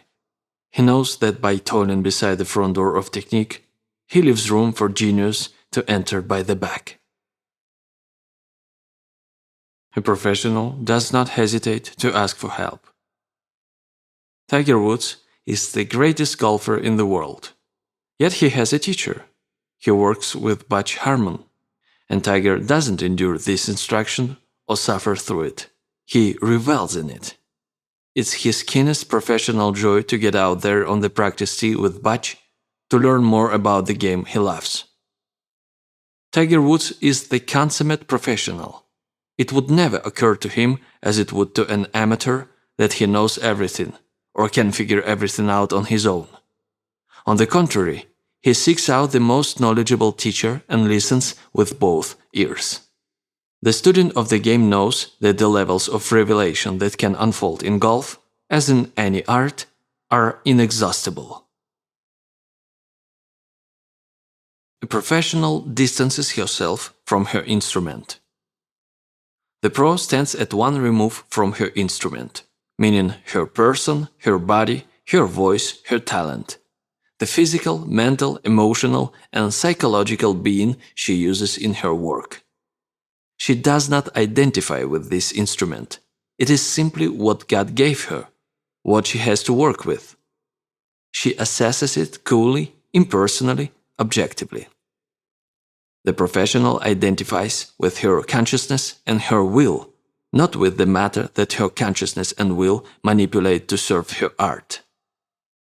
Does Madonna walk around the house in Con Brass and Come Fuck Me bustiers? She is too busy planning D-Day. Madonna does not identify with Madonna. Madonna employs Madonna. A professional does not take failure or success personally. When people say an artist has a thick skin, what they mean is not that the person is dense or numb, but that he has seated his professional consciousness in a place other than his personal ego. It takes tremendous strength of character to do this, because our deepest instincts run counter to it. Evolution has programmed us to feel rejection in our guts. This is how the tribe enforced obedience, by wielding the threat of expulsion. Fear of rejection isn't just psychological, it's biological. It's in our cells. Resistance knows this and uses it against us. It uses fear of rejection to paralyze us and prevent us, if not from doing our work, then from exposing it to public evaluation. I had a dear friend who had labored for years on an excellent and deeply personal novel. It was done. He had it in its mailbox. But he couldn't make himself send it off. Fear of rejection unmanned him. The professional cannot take rejection personally because to do so reinforces resistance. Editors are not the enemy. Critics are not the enemy. Resistance is the enemy. The battle is inside our own heads. We cannot let external criticism, even if it's true, fortify our internal foe. That foe is strong enough already. A professional schools herself to stand apart from her performance, even as she gives herself to it heart and soul. The Bhagavad Gita tells us we have a right only to our labor, not to the fruits of our labor. All the warrior can give is his life. All the athlete can do is leave everything on the field. The professional loves her work. She is invested in it wholeheartedly. But she does not forget that the work is not her. Her artistic self contains many works and many performances. Already the next is percolating inside her. The next will be better, and the one after that better still. The professional self-validates. She is tough-minded. In the face of indifference or adulation, she assesses her stuff coldly and objectively. Where it fell short, she'll improve it. Where it triumphed, she'll make it better still. She'll work harder. She'll be back tomorrow. The professional gives an ear to criticism, seeking to learn and grow. But she never forgets that resistance is using criticism against her on a far more diabolical level. Resistance enlists criticism to reinforce the fifth column of fear already at work inside the artist's head, seeking to break her will and crack her dedication. The professional does not fall for this. Her resolution, before all others, remains. No matter what, I will never let resistance beat me. A professional endures adversity. I had been in Tinseldown 5 years, had finished 9 screenplays on spec, none of which had sold. Finally, I got a meeting with a big producer. He kept taking phone calls even as I pitched my stuff. He had one of those headset things, so he didn't even have to pick up a receiver. The calls came in and he took them. Finally, one came that was personal. "Would you mind?" he asked, indicating the door. "I need some privacy on this one." I exited. The door closed behind me. 10 minutes passed. I was standing out by the secretaries. 20 more minutes passed. Finally, the producer's door opened. He came out pulling on his jacket. "Oh, I'm so sorry." He had forgotten all about me. I'm human. This hurt. I wasn't a kid either. I was in my 40s, with a rap sheet of failure as long as your arm. The professional cannot let himself take humiliation personally. Humiliation, like rejection and criticism, is the external reflection of internal resistance. The professional endures adversity. He lets the birdshit splash down on his slicker, remembering that it comes clean with a heavy-duty hosing. He himself, his creative center, cannot be buried even beneath a mountain of guano. His core is bulletproof. Nothing can touch it unless he lets it. I saw a fat, happy old guy once in his Cadillac on the freeway. He had the AC going, Pointer Sisters on the CD, puffing on a stogie. His license plate? Deuce PD. The professional keeps his eye on the donut and not on the hole. He reminds himself it's better to be in the arena, getting stomped by the bull, than to be up in the stands or out in the parking lot. A professional self-validates. An amateur lets the negative opinion of others unman him. He takes external criticism to heart, allowing it to trump his own belief in himself and his work. Resistance loves this. Can you stand another Tiger Woods story? With 4 holes to go on the final day of the 201 Masters, which Tiger went on to win, completing the all 4 majors at one time slam. Some chucklehead in the gallery snapped a camera shutter at the top of Tiger's backswing. Incredibly, Tiger was able to pull up in mid-swing and back off the shot. But that wasn't the amazing part. After looking daggers at the malefactor, Tiger recomposed himself, stepped back to the ball, and striped it 310 down the middle. That's a professional. It is tough-mindedness at a level most of us can't comprehend, let alone emulate. But let's look more closely at what Tiger did, or rather, what he didn't do. First, he didn't react reflexively.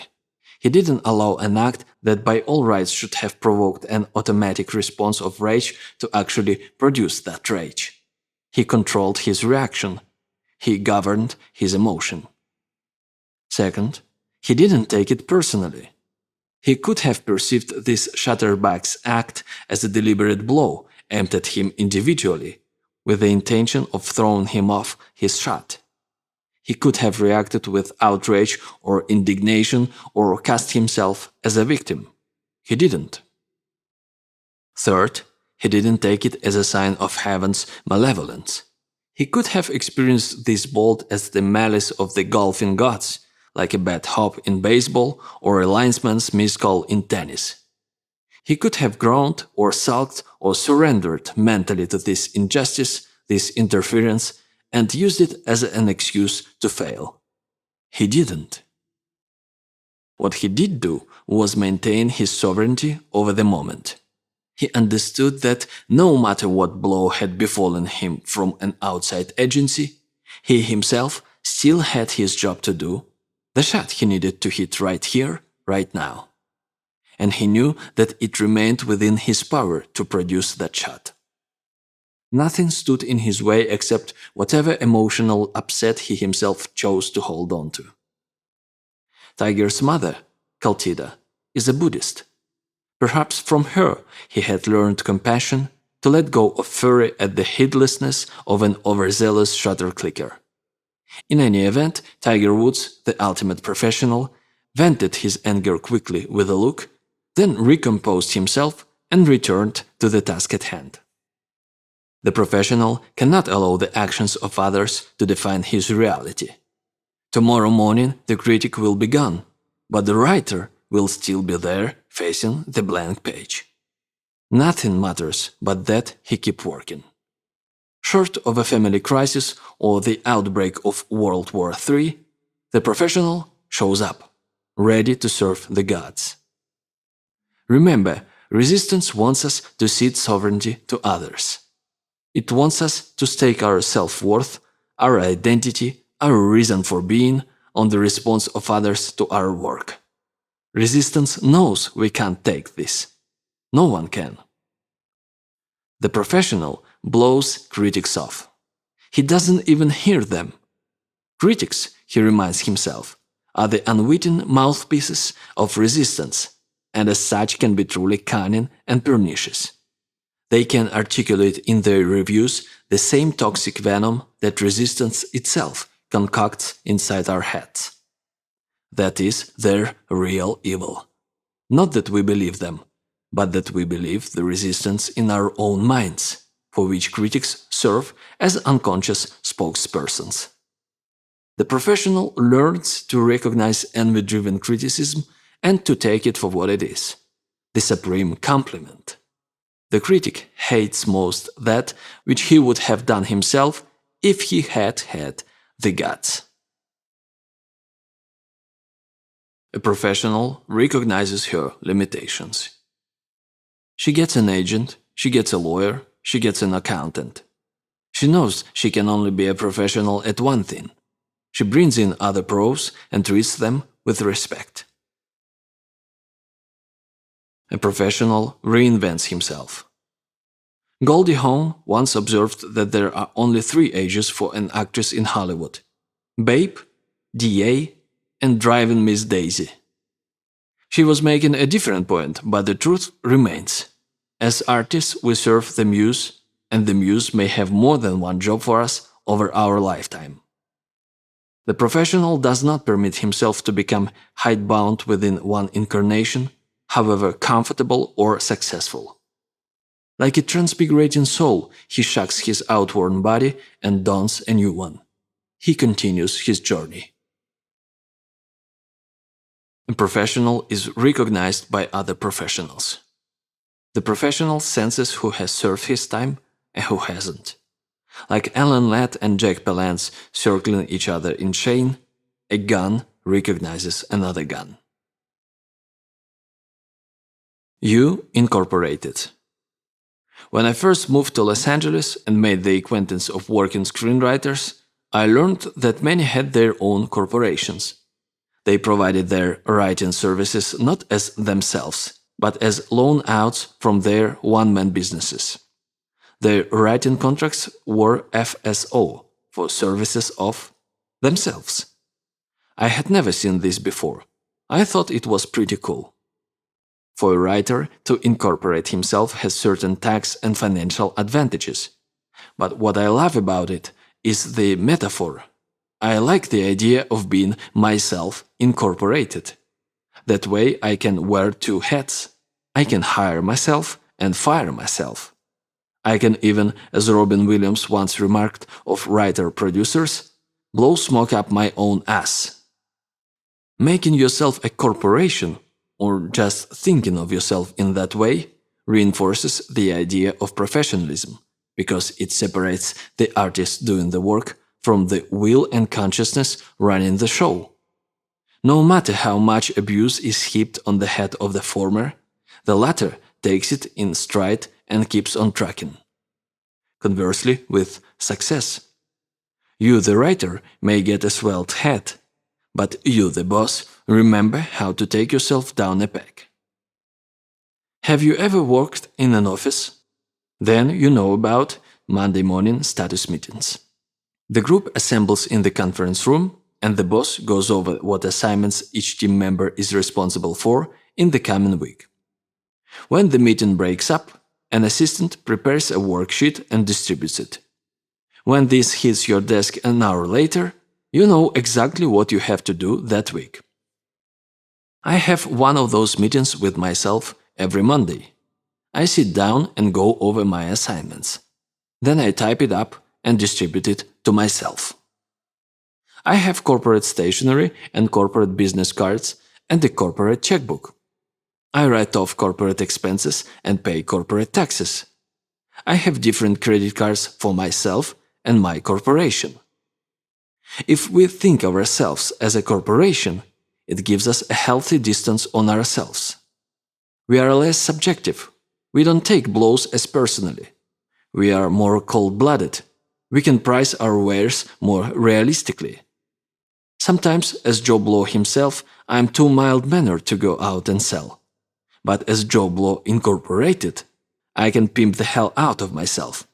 I am not me anymore. I am me Incorporated. I am a pro.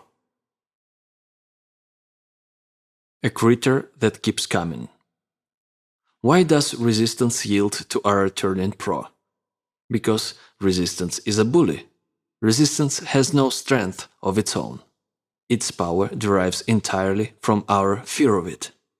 A bully will back down before the rantiest twerp who stands his ground. The essence of professionalism is the focus upon the work and its demands, while we are doing it, to the exclusion of all else.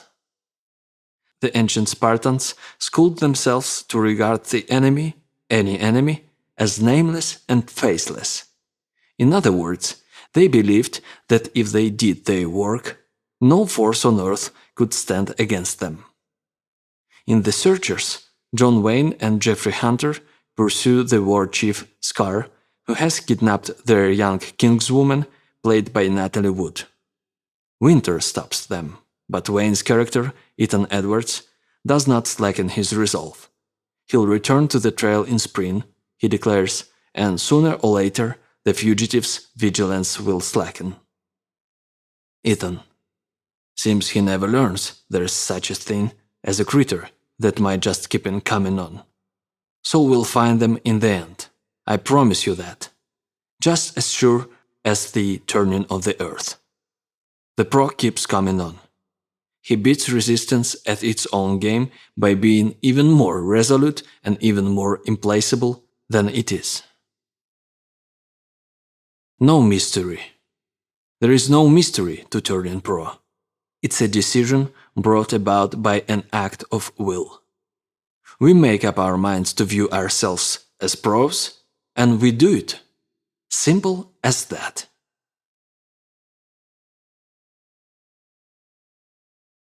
Book 3. Beyond Resistance. The Higher Realm.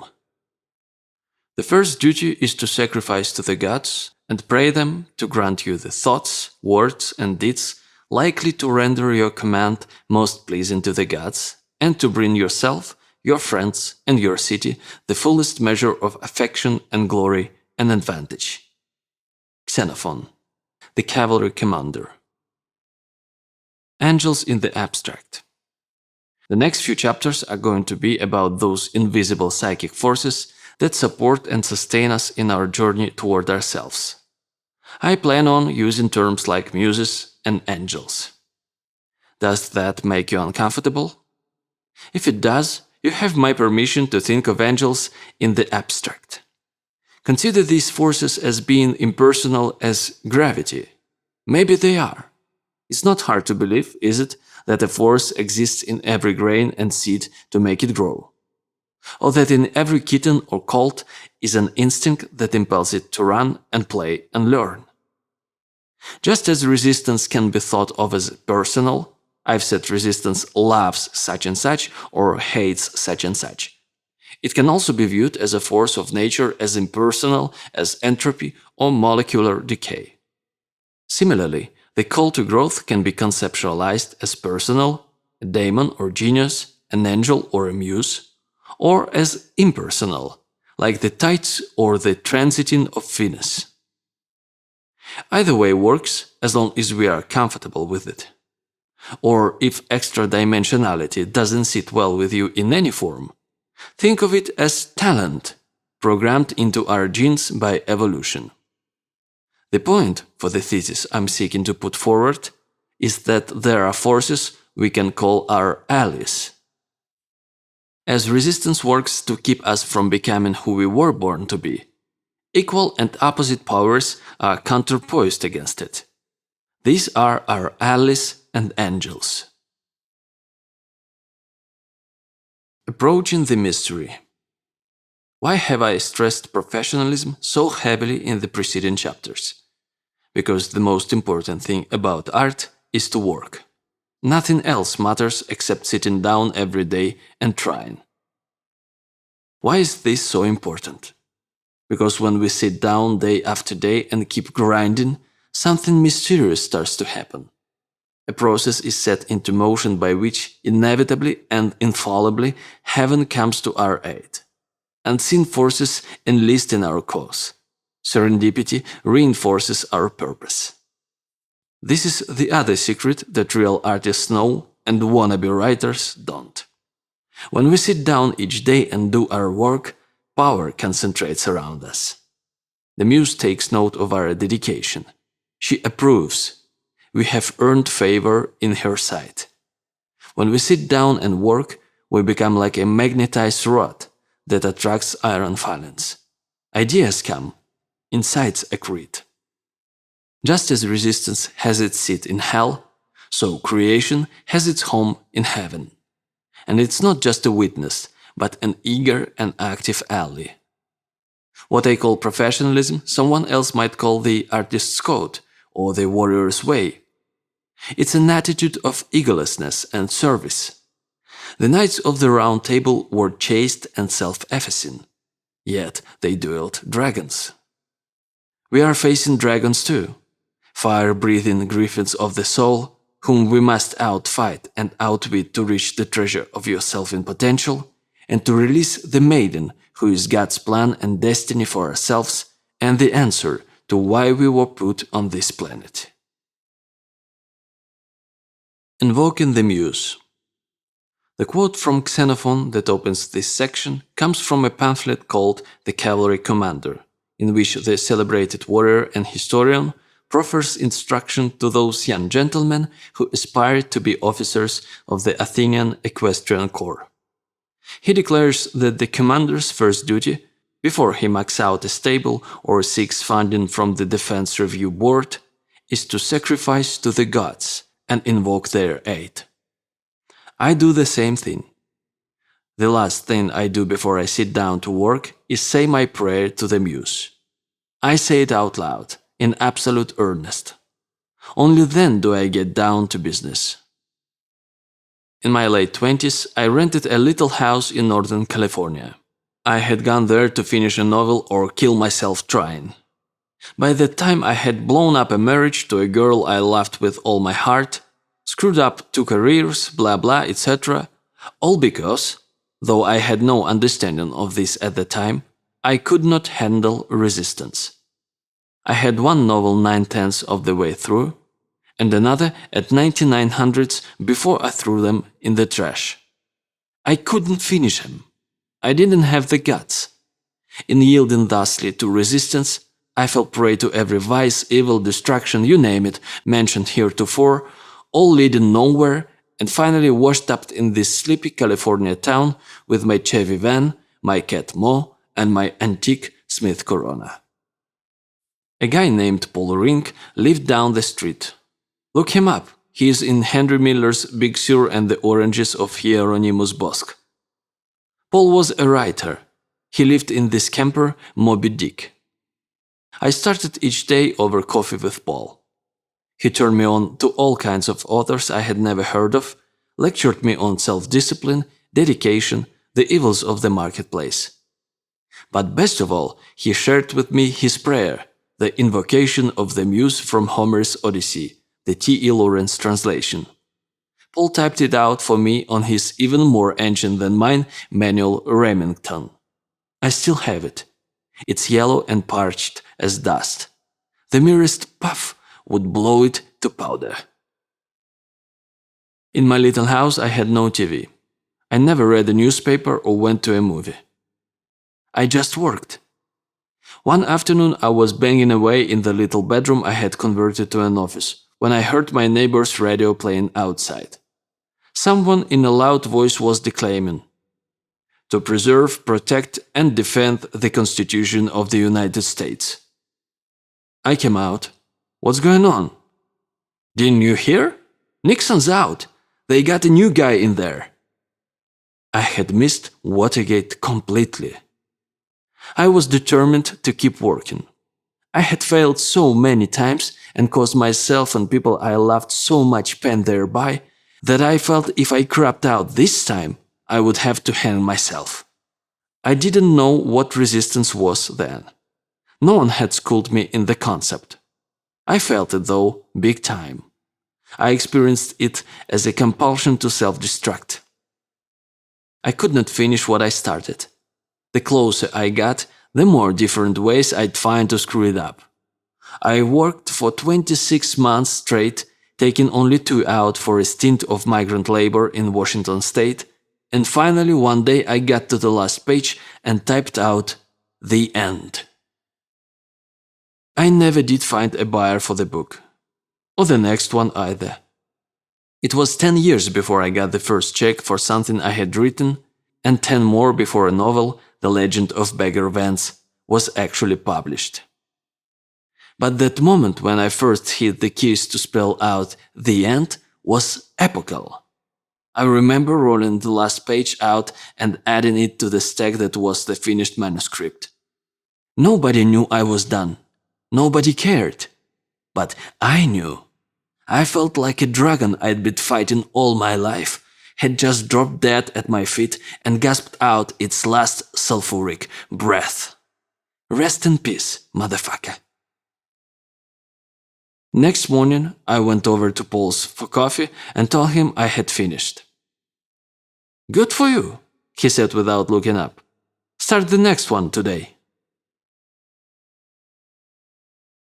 Invoking the Muse, Part 2. Before I met Paul, I had never heard of the Muses. He enlightened me. The Muses were 9 sisters, daughters of Zeus and Mnemosyne, which means memory. Their names are Clio, Errata, Thalia, Terpsichore, Calliope, Polyhymnia, Euterpe, Melpomene, and Urania. Their job is to inspire artists. Each muse is responsible for a different art. There is a neighborhood in New Orleans where the streets are named after the muses. I lived there once and had no idea. I thought they were just weird names. Here is Socrates in Plato's Phaedrus on the noble effect of heaven-sent madness. The third type of possession and madness is possession by the muses. When this seizes upon a gentle and virgin soul, it rouses it to inspired expression in lyric and other sorts of poetry and glorifies countless deeds of the heroes of old for the instruction of posterity. But if a man comes to the door of poetry untouched by the madness of the muses, believing that technique alone will make him a good poet, he and his scene compositions never reach perfection, but are utterly eclipsed by the performances of the inspired madmen. The Greek way of apprehending the mystery was to personify it. The ancients sensed powerful primordial forces in the world. To make them approachable, they gave them human faces. They called them Zeus, Apollo, Aphrodite. American Indians felt the same mystery but rendered it in animistic forms: bird teacher, hawk messenger, coyote trickster. Our ancestors were keenly cognizant of forces and energies whose seat was not in this material sphere, but in a loftier, more mysterious one. What did they believe about this higher reality? First, they believed that death did not exist there. The gods are immortal. The gods, though not unlike humans, are infinitely more powerful. To defy their will is futile. To act toward heaven with pride is to call down calamity. Time and space display an altered existence in this higher dimension. The gods travel swift as thought. They can tell the future, some of them, and though the playwright Agathon tells us, this alone is denied to God, the power to undo the past. Yet the immortals can play tricks with time, as we ourselves may sometimes in dreams or visions. The universe, the Greeks believed, was not indifferent. The gods take an interest in human affairs and intercede for good or ill in our designs. The contemporary view is that all this is charming, but preposterous. Is it? Then answer this. Where did Hamlet come from? Where did the Parthenon come from? Where did nude descending a staircase come from? Testament of a Visionary.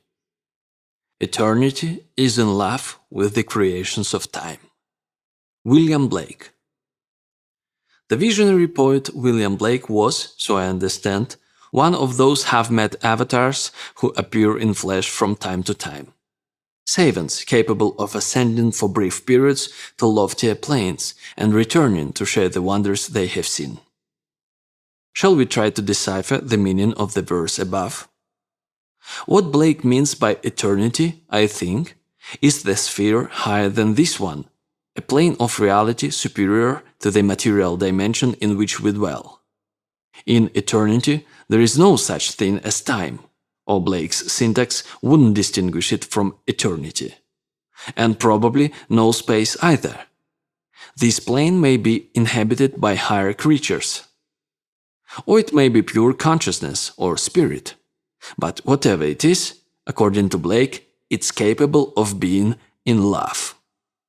If beings inhabit this plane, I take Blake to mean that they are incorporeal. They don't have bodies, but they have a connection to the sphere of time, the one we live in. These gods or spirits participate in this dimension. They take an interest in it. Eternity is in love with the creations of time means, to me, that in some way these creatures of the higher sphere, or the sphere itself in the abstract, take joy in what we, time-bound beings, can bring forth into physical existence in our limited material sphere. It may be pushing the envelope, but if these beings take joy in the creations of time, might they not also nudge us a little to produce them? If that's true, then the image of the muse whispering inspiration in the artist's ear is quite apt. The timeless communicating to the time-bound. By Blake's model, as I understand it, it's as though the Fifth Symphony existed already in that higher sphere, before Beethoven sat down and played da-da-da-dum. The catch was this: the work existed only as potential, without a body, so to speak. It wasn't music yet. You couldn't play it. You couldn't hear it. It needed someone. It needed a corporeal being, a human, an artist, or more precisely a genius in the Latin sense of soul or animating spirit, to bring it into being on this material plane. So the muse whispered in Beethoven's ear. Maybe she hummed a few bars into a million other ears, but no one else heard her. Only Beethoven got it. He brought it forth. He made the Fifth Symphony a creation of time, which eternity could be in love with. So that eternity, whether we conceive of it as God, pure consciousness, infinite intelligence, omniscient spirit, or if we choose to think of it as beings, gods, spirits, avatars, when it or they hear somehow the sounds of earthly music, it brings them joy. In other words, Blake agrees with the Greeks. The gods do exist. They do penetrate our earthly sphere. Which brings us back to the Muse. The Muse, remember, is the daughter of Zeus, father of the gods, and memory, Mnemosyne. That's a pretty impressive pedigree. I'll accept those credentials. I'll take Xenophon at his word. Before I sit down to work, I'll take a minute and show respect to this unseen power who can make or break me. Invoking the Muse, Part 3. Artists have invoked the Muse since time immemorial. There is a great wisdom to this. There is a magic to effacing our human arrogance and humbly entreating help from a source we cannot see, hear, touch, or smell. Here's the start of Homer's Odyssey, the T.E. Lawrence translation. O divine poesy, goddess, daughter of Zeus, sustain for me this song of the various-minded man who, after he had plundered the innermost citadel of hollow Troy, was made to stray grievously about the coasts of men, the sport of their customs, good and bad, while his heart, through all the seafaring, ached with an agony to redeem himself and bring his company safe home. Vain hope for them, the fools! Their own witlessness cast them aside, to destroy for meat the oxen of the most exalted sun, wherefore the sun god blotted out the day of their return. Make this tale live for us in all its many bearings, O Muse. This passage will reward closer study. First, divine poesy. When we invoke the Muse, we are calling on a force not just from a different plane of reality, but from a holier plane. Goddess, daughter of Zeus. Not only are we invoking divine intercession, but intercession on the highest level, just one remove from the top. Sustain for me. Homer doesn't ask for brilliance or success. He just wants to keep this thing going. This song. That about covers it. From the brothers Karamazov to your new venture in the plumbing supply business. I love the summation of Odysseus' trials that comprises the body of the invocation. It's Joseph Campbell's hero's journey in a nutshell, as concise a synopsis of the story of every man as it gets.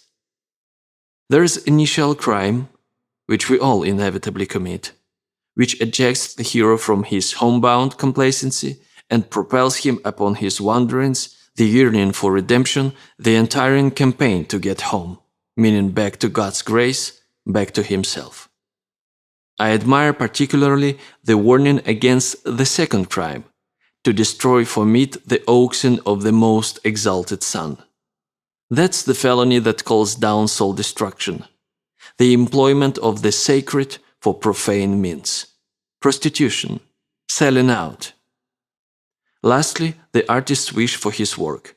Make this tale live for us in all its many bearings, O Muse. That's what we want, isn't it? More than make it great, make it live. And not from one angle only, but in all its many bearings. Okay, we've said our prayer. We are ready to work. Now what? The magic of making a start. Concerning all acts of initiative and creation, there is one elementary truth, the ignorance of which kills countless ideas and splendid plans. That the moment one definitely commits oneself, then providence moves too. All sorts of things occur to help one that would not otherwise have occurred.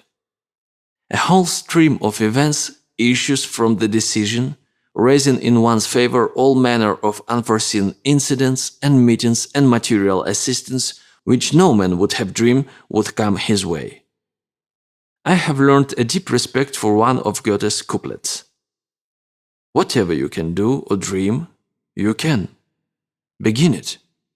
Boldness has genius, magic, and power in it. Begin it now. W. H. Murray, The Scottish Himalayan Expedition. Did you ever see Winds of Desire, Wim Wenders' film about angels among us? City of Angels with Meg Ryan and Nicolas Cage was the American version. I believe it. I believe there are angels. They are here, but we can't see them. Angels work for God. It's their job to help us, wake us up, bump us along. Angels are agents of evolution. The Kabbalah describes angels as bundles of light, meaning intelligence, consciousness. Kabbalists believe that above every blade of grass is an angel crying, "Grow, grow!" I'll go further. I believe that above the entire human race is one super angel crying, "Evolve, evolve!" Angels are like muses. They know stuff we don't. They want to help us. They are on the other side of a pane of glass, shouting to get our attention. But we can't hear them. We are too distracted by our own nonsense. But when we begin, when we make a start, when we conceive an enterprise and commit to it in the face of our fears, something wonderful happens. A crack appears in the membrane, like the first craze when a chick pecks at the inside of its shell. Angel midwives congregate around us.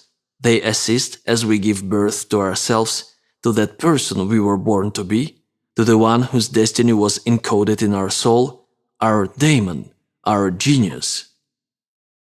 When we make a beginning, we get out of our own way and allow the angels to come in and do their job. They can speak to us now and it makes them happy. It makes God happy. Eternity, as Black might have told us, has opened a portal into time. And we are it.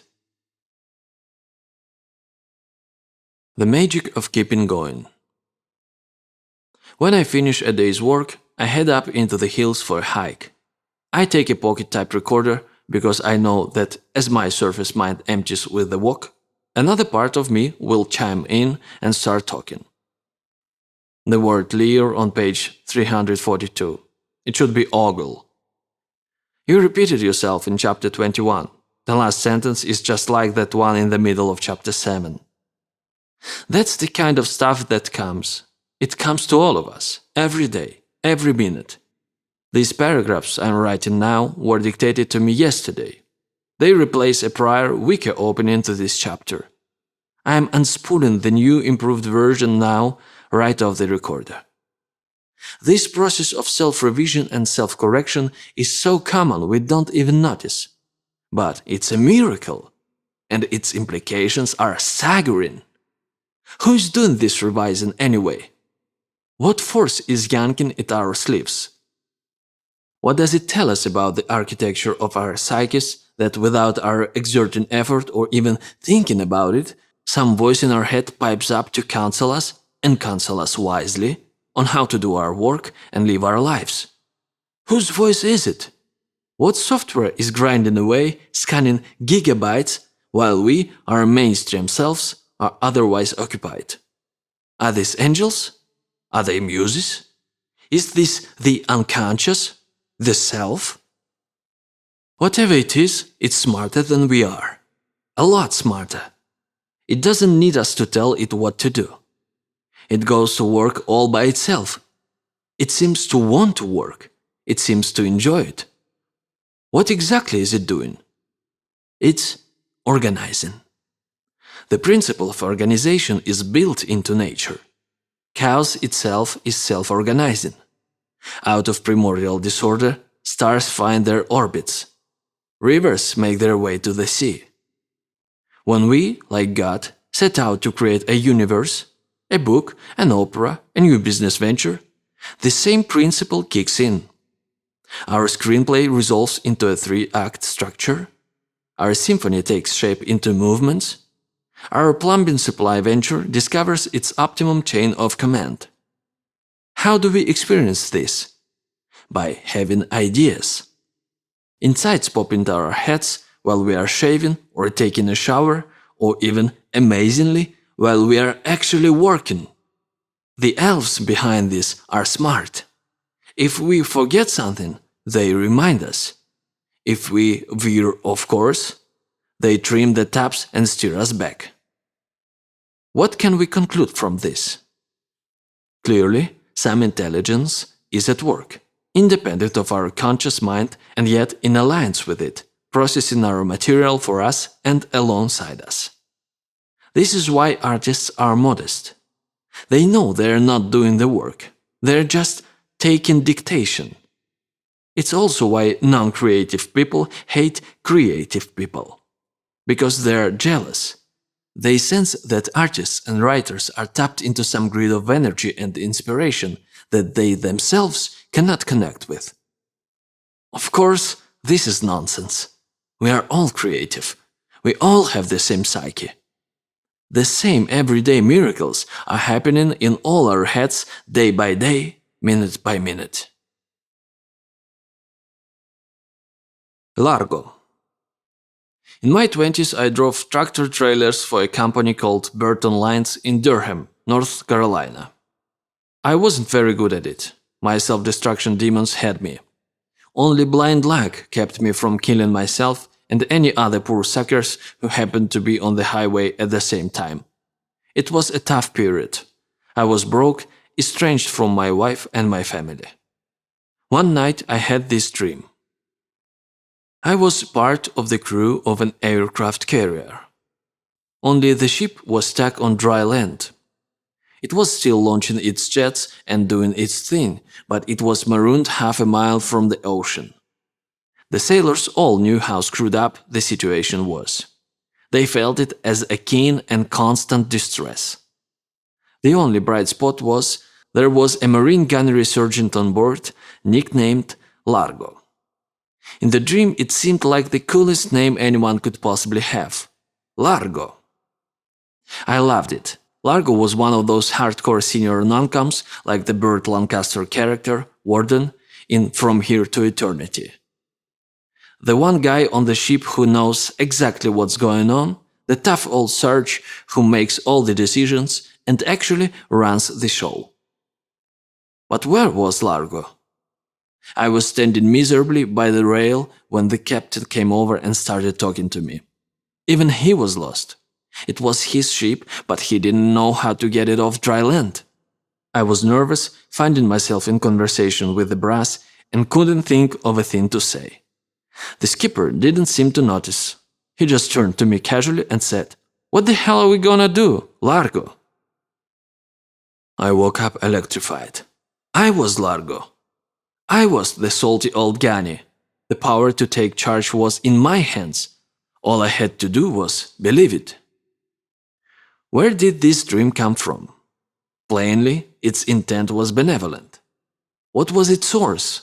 And what does it say about the workings of the universe that such things happen at all? Again, we've all had dreams like that. Again, they're common as dirt. So is the sunrise. That doesn't make it any less a miracle. Before I got to North Carolina, I worked in the oil fields around Buras, Louisiana. I lived in a bunkhouse with a bunch of other transient geeks. One guy had picked up a paperback about meditation in a bookstore in New Orleans. He was teaching me how to do it. I used to go out to this dock after work and see if I could get into it. One night this came. I was sitting cross-legged when an eagle came and landed on my shoulders. The eagle merged with me and took off flying, so that my head became its head and my arms its wings. It felt completely authentic. I could feel the air under my wings, as solid as water feels when you row in it with an oar. It was substantial. You could push off against it. So this was how birds flew. I realized that it was impossible for a bird to fall out of the sky. All it would have to do was extend its wings. The solid air would hold it up with the same power we feel when we stick our hand out the window of a moving car. I was pretty impressed with this movie that was playing in my head, but I still had no idea what it meant. I asked the eagle, "Hey, what am I supposed to be learning from this?" A voice answered silently, "You are supposed to learn that things that you think are nothing, as weightless as air, are actually powerful, substantial forces, as real and as solid as earth." I understood. The eagle was telling me that dreams, visions, meditations, such as this very one, things that I had till now disdained as fantasy and illusion, were as real and as solid as anything in my waking life. I believed the eagle. I got the message. How could I not? I had felt the solidness of the air. I knew he was telling the truth. Which brings us back to the question. Where did the eagle come from? Why did he show up at just the right time to tell me just what I needed to hear? Clearly, some unseen intelligence had created him, given him form as an eagle so that I would understand what I wanted to communicate. This intelligence was babying me alone, keeping it simple, making its point in terms so clear and elementary that even someone as numb and asleep as I was could understand. Life and Death. Remember the movie Billy Jack starring Tom Laughlin? The film and its sequels have long since came to cable, but Tom Laughlin is still very much around. In addition to his movie work, he is a lecturer and author and a Jungian schooled psychologist whose specialty is working with people who have been diagnosed with cancer. Tom Laughlin teaches and leads workshops. Here's a paraphrase of something I heard him say. The moment a person learns he's got terminal cancer, a profound shift takes place in his psyche. At one stroke in the doctor's office, he becomes aware of what really matters to him. Things that 60 seconds earlier had seemed all-important suddenly appear meaningless, while people and concerns that he had till then dismissed at once take on supreme importance. Maybe, he realizes, working this weekend on that big deal at the office isn't all that vital. Maybe it's more important to fly cross-country for his grandson's graduation. Maybe it isn't so crucial that he have the last word in the fight with his wife. Maybe instead he should tell her how much she means to him and how deeply he has always loved her. Other thoughts occur to the patient diagnosed as terminal. What about that gift he had for music? What became of the passion he once felt to work with the sick and the homeless? Why do these unlived lives return now with such power and poignancy? Faced with our imminent extinction, Tom Laughlin believes all assumptions are called into questions. What does our life mean? Have we lived it right? Are there vital acts we've left unperformed, crucial words unspoken? Is it too late? Tom Laughlin draws a diagram of the psyche, a Jungian-derived model that looks something like this. The ego, Jung tells us, is that part of the psyche that we think of as I. Our conscious intelligence, our everyday brain that thinks, plans, and runs the show of our day-to-day life. The self, as Jung defined it, is a greater entity, which includes the ego, but also incorporates the personal and collective unconscious. Dreams and intuitions come from the self. The archetypes of the unconscious dwell there. It is, Jung believed, the sphere of the soul. What happens in that instant when we learn we may soon die, Tom Laughlin contends, is that the seat of our consciousness shifts. It moves from the ego to the self. The world is entirely new, viewed from the self. At once we discern what's really important. Superficial concerns fall away, replaced by a deeper, more profoundly grounded perspective. This is how Tom Laughlin's foundation battles cancer. He counsels his clients not just to make that shift mentally, but to live it out in their lives. He supports the housewife in resuming her career in social work, urges the businessman to return to the violin, assists the Vietnam vet to write his novel. Miraculously, cancers go into remission. People recover. Is it possible, Tom Laughlin asks, that the disease itself evolved as a consequence of actions taken or not taken in our lives? Could our unlived lives have exacted their vengeance upon us in the form of cancer? And if they did, can we cure ourselves now by living these lives out? The ego and the self. Here's what I think. I think angels make their home in the self, while resistance has its seat in the ego. The fight is between the two. The self wishes to create, to evolve. The ego likes things just the way they are. What is the ego anyway? Since this is my book, I'll define it my way. The ego is that part of the psyche that believes in material existence. The ego's job is to take care of business in the real world. It's an important job. We couldn't last a day without it. But there are worlds other than the real world, and this is where the ego runs into trouble. Here's what the ego believes. First, death is real. The ego believes that our existence is defined by our physical flesh. When the body dies, we die. There is no life beyond life. Second, time and space are real. The ego is analog. It believes that to get from A to Z, we have to pass through B, C, and D. To get from breakfast to supper, we have to live the whole day. Third, every individual is different and separate from every other. The ego believes that I am distinct from you. The twain cannot meet. I can hurt you and it won't hurt me. Fourth, the predominant impulse of life is self-preservation. Because our existence is physical and thus vulnerable to innumerable evils, we live and act out of fear in all we do. It is wise, the ego believes, to have children to carry on our line when we die, to achieve great things that will live after us, and to buckle our seatbelts. Fifth, there is no God. No sphere exists except the physical, and no rules apply except those of the material world. These are the principles the ego lives by. They are sound, solid principles. Here's what the self believes. First, death is an illusion. The soul endures and evolves through infinite manifestations. Second, time and space are illusions.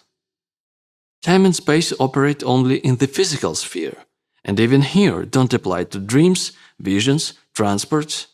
In other dimensions, we move swift as thought and inhabit multiple planes simultaneously. Third, all beings are one. If I hurt you, I hurt myself. Fourth, the supreme emotion is love. Union and mutual assistance are the imperatives of life. We are all in this together. Fifth, God is all there is. Everything that is God in one form or another. God, the divine ground, is that in which we live and move and have our being. Infinite planes of reality exist, all created by, sustained by, and infused by the Spirit of God. Experiencing the self. Have you ever wondered why the slang terms for intoxication are so demolition-oriented? Stoned, smashed, hammered. It's because they're talking about the ego. It's the ego that gets blasted, waxed, plastered. We demolish the ego to get to the self. The margins of the self touch upon the divine ground, meaning the mystery, the void, the source of infinite wisdom and consciousness. Dreams come from the self. Ideas come from the self. When we meditate, we access the self. When we fast, when we pray, when we go on a vision quest, it's the self we are seeking. When the dervish whirls, when the yogi chants, when the sadhu mutilates his flesh, when penitents crawl 100 miles on their knees, when Native Americans pierce themselves in the sun dance, when suburban kids take ecstasy and dance all night at a rave, they are seeking the self. When we deliberately alter our consciousness in any way, we are trying to find the self. When the alcoholic collapses in the gutter, that voice that tells him, "I'll save you," comes from the self. The self is our deepest being. The self is united to God. The self is incapable of falsehood. The self, like the divine ground that permeates it, is ever growing and ever evolving. The self speaks for the future. That's why the ego hates it. The ego hates the self because when we seize our consciousness in the self, we put the ego out of business. The ego doesn't want us to evolve. The ego runs the show right now. It likes things just the way they are. The instinct that pulls us toward art is the impulse to evolve, to learn, to heighten and elevate our consciousness. The ego hates this, because the more awake we become, the less we need the ego. The ego hates it when the awakening writer sits down at the typewriter. The ego hates it when the aspiring painter steps up before the easel. The ego hates it because it knows that these souls are awakening to a call, and that call comes from a plane nobler than the material one and from a source deeper and more powerful than the physical. The ego hates the prophet and the visionary because they propel the race upward. The ego hated Socrates and Jesus, Luther and Galileo, Lincoln and JFK and Martin Luther King. The ego hates artists because they are pathfinders and bearers of the future, because each one dares, in James Joyce's phrase, to forge in the smithy of my soul the uncreated conscience of my race. Such evolution is life-threatening to the ego. It reacts accordingly. It summons its cannon, marshals its troops. The ego produces resistance and attacks the awakening artist. Fear. Resistance feeds on fear. We experience resistance as fear. But fear of what? Fear of the consequences of following our heart. Fear of bankruptcy, fear of poverty, fear of insolvency, fear of groveling when we try to make it on our own, and of groveling when we give up and come crawling back to where we started. Fear of being selfish, of being rotten wives or disloyal husbands, fear of failing to support our families, of sacrificing their dreams for ours, fear of betraying our race, our hood, our homies, fear of failure, fear of being ridiculous, fear of throwing away the education, the training, the preparation that those we love have sacrificed so much for, that we ourselves have worked our butts off for. Fear of launching into the void, of hurtling too far out there. Fear of passing some point of no return, beyond which we cannot recant, cannot reverse, cannot resign, but must live with this cocked-up choice for the rest of our lives. Fear of madness, fear of insanity, fear of death. These are serious fears, but they are not the real fear, not the master fear, the mother of all fears that's so close to us that even when we verbalize it, we don't believe it. Fear that we will succeed, that we can access the powers we secretly know we possess, that we can become the person we sense in our hearts we truly are.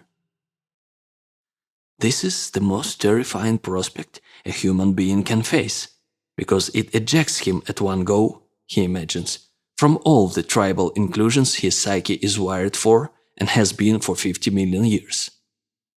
We fear discovering that we are more than we think we are. More than our parents, children, teachers think we are. We fear that we actually possess the talent that our still small voice tells us. That we actually have the guts, the perseverance, the capacity. We fear that we truly can steer our ship, plant our flag, reach our promised land. We fear this because if it's true, then we become estranged from all we know. We pass through a membrane. We become monsters and monstrous. We know that if we embrace our ideals, we must prove worthy of them. And that scares the hell out of us. What will become of us? We will lose our friends and family who will no longer recognize us. We will wind up alone in the cold void of starry space, with nothing and no one to hold on to. Of course, this is exactly what happens. But here's the trick. We wind up in space, but not alone. Instead, we are tapped into an unquenchable, undepletable, inexhaustible source of wisdom, consciousness, companionship. Yeah, we lose friends, but we find friends too, in places we never thought to look. And they are better friends, truer friends, and we are better and truer to them.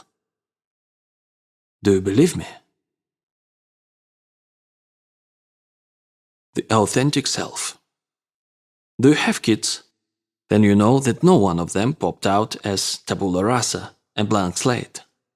Each came into this world with a distinct and unique personality, an identity so set that you can fling stardust and great balls of fire at it and not morph it by one microdot. Each kid was who he was. Even identical twins, constituted of the exact same genetic material, were radically different from day one and always would be. Personally, I'm with Wordsworth. Our birth is but a sleep and a forgetting. The soul that rises with us, our life's star, hath had elsewhere its setting, and cometh from afar. Not in entire forgetfulness, and not in utter nakedness, but trailing clouds of glory do we come from God who is our home. In other words, none of us are born as passive generic blobs waiting for the world to stamp its imprint on us.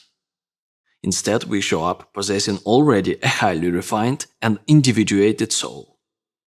Another way of thinking of it is this: we are not born with unlimited choices.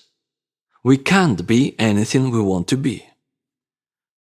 We come into this world with a specific personal destiny. We have a job to do, a calling to enact, a self to become. We are who we are from the cradle, and we are stuck with it. Our job in this lifetime is not to shape ourselves into some ideal we imagine we ought to be, but to find out who we already are and become it. If we were born to paint, it's our job to become a painter. If we were born to raise and nurture children, it's our job to become a mother. If we were born to overthrow the order of ignorance and injustice of the world, it's our job to realize it and get down to business. Territory versus hierarchy.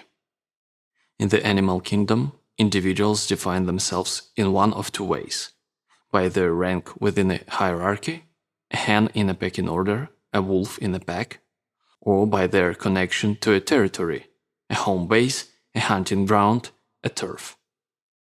This is how individuals, humans as well as animals, achieve psychological security. They know where they stand. The world makes sense. Of the two orientations, the hierarchical seems to be the default setting. It's the one that kicks in automatically when we are kids. We run naturally in packs and cliques. Without thinking about it, we know who is the top dog and who is the underdog. And we know our own place. We define ourselves, instinctively it seems, by our position within the schoolyard, the gang, the club. It's only later in life, usually after a stern education in the University of Hard Knocks, that we begin to explore the territorial alternative. For some of us, this saves our lives. The hierarchical orientation. Most of us define ourselves hierarchically and don't even know it. It's hard not to. School, advertising, the entire materialist culture drills us from birth to define ourselves by others' opinions. Drink this beer, get this job, look this way, and everyone will love you. What is a hierarchy anyway? Hollywood is a hierarchy. So are Washington, Wall Street, and the daughters of the American Revolution. High school is the ultimate hierarchy. And it works. In a pond that small, the hierarchical orientation succeeds. The cheerleader knows where she fits, as does the dweeb in the chess club. Each has found a niche. The system works. There is a problem with the hierarchical orientation, though. When the numbers get too big, the thing breaks down. A pecking order can hold only so many chickens. In Massapequa High, you can find your place. Move to Manhattan and the trick no longer works. New York City is too big to function as a hierarchy. So is IBM. So is Michigan State. The individual in multitudes this vast feels overwhelmed, anonymous. He is submerged in the mass. He is lost.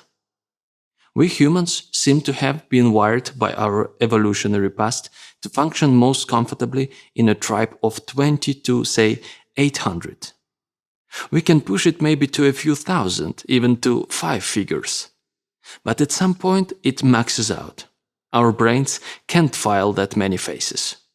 We thrash around flashing our badges of status. Hey, how do you like my Lincoln Navigator? And wondering why nobody gives a shit.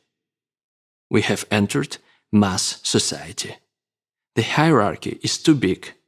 It doesn't work anymore. The artist and the hierarchy. For the artist to define himself hierarchically is fatal. Let's examine why. First, let's look at what happens in a hierarchical orientation. An individual who defines himself by his place in a pecking order will, first, compete against all others in the order, seeking to elevate his station by advancing against those above him, while defending his place against those beneath. Second, evaluate his happiness, success, achievement by his rank within the hierarchy, feeling most satisfied when he is high and most miserable when he is low. Third, act toward others based upon their rank in the hierarchy, to the exclusion of all other factors. Fourth, evaluate his every move solely by the effect it produces on others. He will act for others, dress for others, speak for others, think for others. But the artist cannot look to others to validate his efforts or his calling. If you don't believe me, ask Van Gogh, who produced masterpiece after masterpiece and never found a buyer in his whole life. The artist must operate territorially. He must do his work for its own sake. To labor in the arts for any reason other than love is prostitution. Recall the fate of Odysseus' men who slew the cattle of the sun. Their own witlessness cast them away. The fools, to destroy for meat the oxen of the most exalted sun, wherefore the sun god blotted out the day of their return. In the hierarchy, the artist faces outward. Meeting someone new, he asks himself, what can this person do for me? How can this person advance my standing? In the hierarchy, the artist looks up and looks down. The one place he can't look is that place he must, within. The definition of a hack. I learned this from Robert McKee. A hack, he says, is a writer who second-guesses his audience. When the hack sits down to work, he doesn't ask himself what's in his own heart. He asks what the market is looking for. The hack condescends to his audience. He thinks he is superior to them. The truth is, he is scared to death of them, or more accurately, scared of being authentic in front of them. Scared of writing what he really feels or believes, what he himself thinks is interesting. He's afraid it won't sell. So he tries to anticipate what the market, a telling word, wants, then gives it to them. In other words, the hack writes hierarchically. He writes what he imagines will play well in the eyes of others. He does not ask himself, what do I myself want to write? What do I think is important? Instead, he asks, what's hot? What can I make a deal for? The hack is like the politician who consults the polls before he takes a position. He's a demagogue. He panders. It can pay off being a hack. Given the depraved state of American culture, a slick dude can make millions being a hack. But even if you succeed, you lose, because you've sold out your muse, and your muse is you, the best part of yourself, where your finest and only true work comes from. I was starving as a screenwriter when the idea for The Legend of Bagger Vance came to me. It came as a book, not a movie. I met with my agent to give him the bad news. We both knew that first novels take forever and sell for nothing. Worse, a novel about golf, even if we could find a publisher, is a straight shot to the remainder bin. But the muse had me. I had to do it.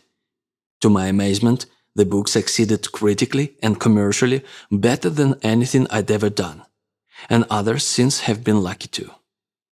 Why? My best guess is this. I trusted what I wanted, not what I thought would work. I did what I myself thought was interesting and left its reception to the gods. The artist can't do his work hierarchically. He has to work territorially. The territorial orientation. There is a three-legged coyote who lives up the hill from me. All the garbage cans in the neighborhood belong to him. It's his territory. Every now and then some four-legged intruder tries to take over. They can do it. On his home turf, even a peg-leg critter is invincible. We humans have territories too. Ours are psychological. Stevie Wonder's territory is the piano. Arnold Schwarzenegger's is the gym. When Bill Gates pulls into the parking lot at Microsoft, he's on his territory. When I sit down to write, I'm on mine. What are the qualities of a territory? First, a territory provides sustenance. Runners know what a territory is. So do rock climbers and kayakers and yogis. Artists and entrepreneurs know what a territory is. The swimmer who towels off after finishing her laps feels a hell of a lot better than the tired, cranky person who dove into the pool 30 minutes earlier. Second, a territory sustains us without any external input. A territory is a closed feedback loop. Our role is to put in effort and love. The territory absorbs this and gives it back to us in the form of well-being. When experts tell us that exercise or any other effort-requiring activity banishes depression, this is what they mean. Third, a territory can only be claimed alone. You can team with a partner, you can work out with a friend, but you only need yourself to soak up your territory's juice. Fourth, a territory can only be claimed by work. When Arnold Schwarzenegger hits the gym, he's on his own turf. But what made it his own are the hours and years of sweat he put in to claim it. A territory doesn't give, it gives back. Fifth, a territory returns exactly what you put in. Territories are fair. Every erg of energy you put in goes infallibly into your account. A territory never devalues. A territory never crashes. What you deposited, you get back, dollar for dollar. What's your territory? The artist and the territory. The act of creation is by definition territorial. As the mother-to-be bears her child within her, so the artist or innovator contains her new life. No one can help her give it birth, but neither does she need any help. The mother and the artist are watched over by heaven. Nature's wisdom knows when it's time for the life within to switch from gills to lungs. It knows down to the nanosecond when the first tiny fingernails may appear. When the artist acts hierarchically, she short-circuits the muse. She insults her and pisses her off. The artist and the mother are vehicles, not originators. They don't create the new life, they only bear it. This is why birth is such a humbling experience. The new mom weeps in awe at the little miracle in her arms. She knows it came out of her, but not from her, through her, but not of her. When the artist works territorially, she reveres heaven. She aligns herself with the mysterious forces that power the universe and that seek through her to bring forth new life. By doing her work for its own sake, she sets herself at the service of these forces. Remember, as artists, we don't know diddly. We are winging it every day. For us to try to second-guess our muse, the way a hack second-guesses his audience, is condescension to heaven. It's blasphemy and sacrilege. Instead, let's ask ourselves like that new mother. What do I feel growing inside me? Let me bring that forth, if I can, for its own sake, and not for what it can do for me or how it can advance my standing. The difference between territory and hierarchy. How can we tell if our orientation is territorial or hierarchical? One way is to ask ourselves, if I were feeling really anxious, what would I do? If we would pick up the phone and call 6 friends, one after the other, with the aim of hearing their voices and reassuring ourselves that they still love us, we are operating hierarchically. We are seeking the good opinion of others. What would Arnold Schwarzenegger do on a freaky day? He wouldn't phone his buddies. He'd head for the gym.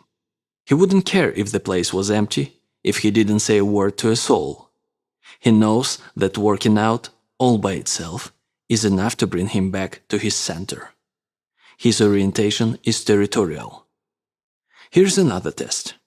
Of any activity you do, ask yourself, if I were the last person on Earth, would I still do it? If you are all alone on the planet, a hierarchical orientation makes no sense. There's no one to impress.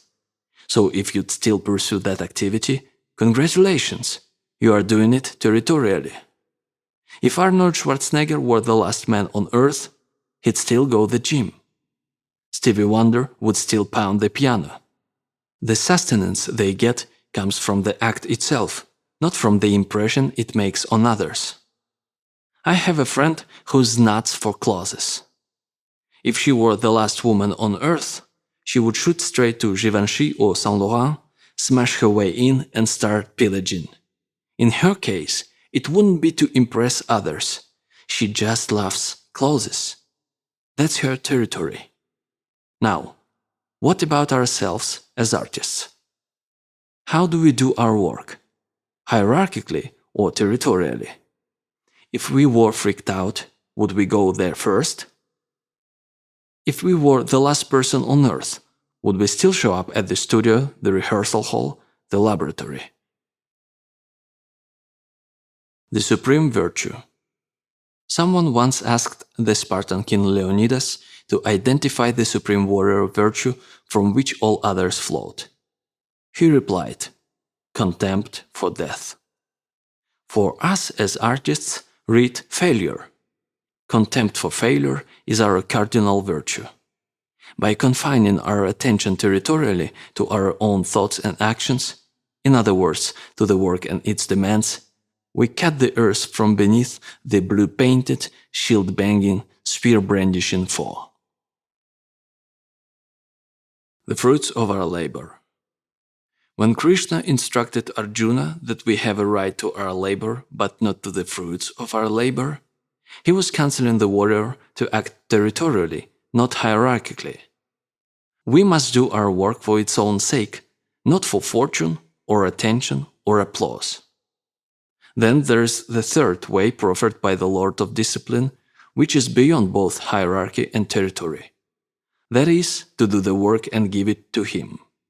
Do it as an offering to God. Give the act to me.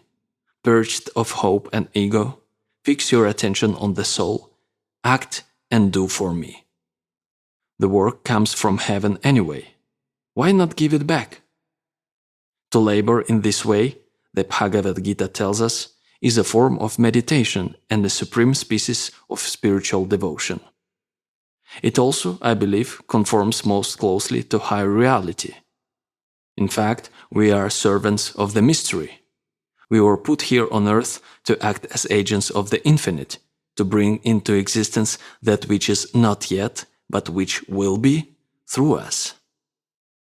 Every breath we take, every heartbeat, every evolution of every cell comes from God and is sustained by God every second, just as every creation, invention, every bar of music or line of verse, every thought, vision, fantasy, every damp-ass flop and stroke of genius comes from that infinite intelligence that created us and the universe in all its dimensions, out of the void, the field of infinite potential, primal chaos, the muse. To acknowledge that reality, to efface all ego, to let the work come through us and give it back freely to its source, that, in my opinion, is as true to reality as it gets. Portrait of the artist. In the end, we arrive at a kind of model of the artist's world, and that model is that there exist other, higher planes of reality about which we can prove nothing, but from which arise our lives, our work, and our art. These spheres are trying to communicate with ours. When Blake said, "Eternity is in love with the creations of time," he was referring to those planes of pure potential, which are timeless, placeless, spaceless, but which long to bring their visions into being here, in this time-bound, space-defined world. The artist is the servant of that intention, those angels, that muse. The enemy of the artist is the small-time ego, which begets resistance, which is the dragon that guards the gold. That's why an artist must be a warrior and, like all warriors, artists over time acquire modesty and humility. They may, some of them, conduct themselves flamboyantly in public, but alone with the work, they are chaste and humble. They know they are not the source of the creations they bring into being. They only facilitate. They carry. They are the willing and skilled instruments of the gods and goddesses they serve. The artist's life. Are you a born writer? Were you put on earth to be a painter, a scientist, an apostle of peace? In the end, the question can only be answered by action. Do it or don't do it. It may help to think of it this way. If you were meant to cure cancer or write a symphony or crack cold fusion and you don't do it, you not only hurt yourself, even destroy yourself. You hurt your children. You hurt me. You hurt the planet. You shame the angels who watch over you, and you spite the Almighty who created you and only you with your unique gifts for the sole purpose of nudging the human race 1 millimeter farther along its path back to God. Creative work is not a selfish act or a bid for attention on the part of the actor. It's a gift to the world and every being in it. Don't cheat us of your contribution. Give us what you've got.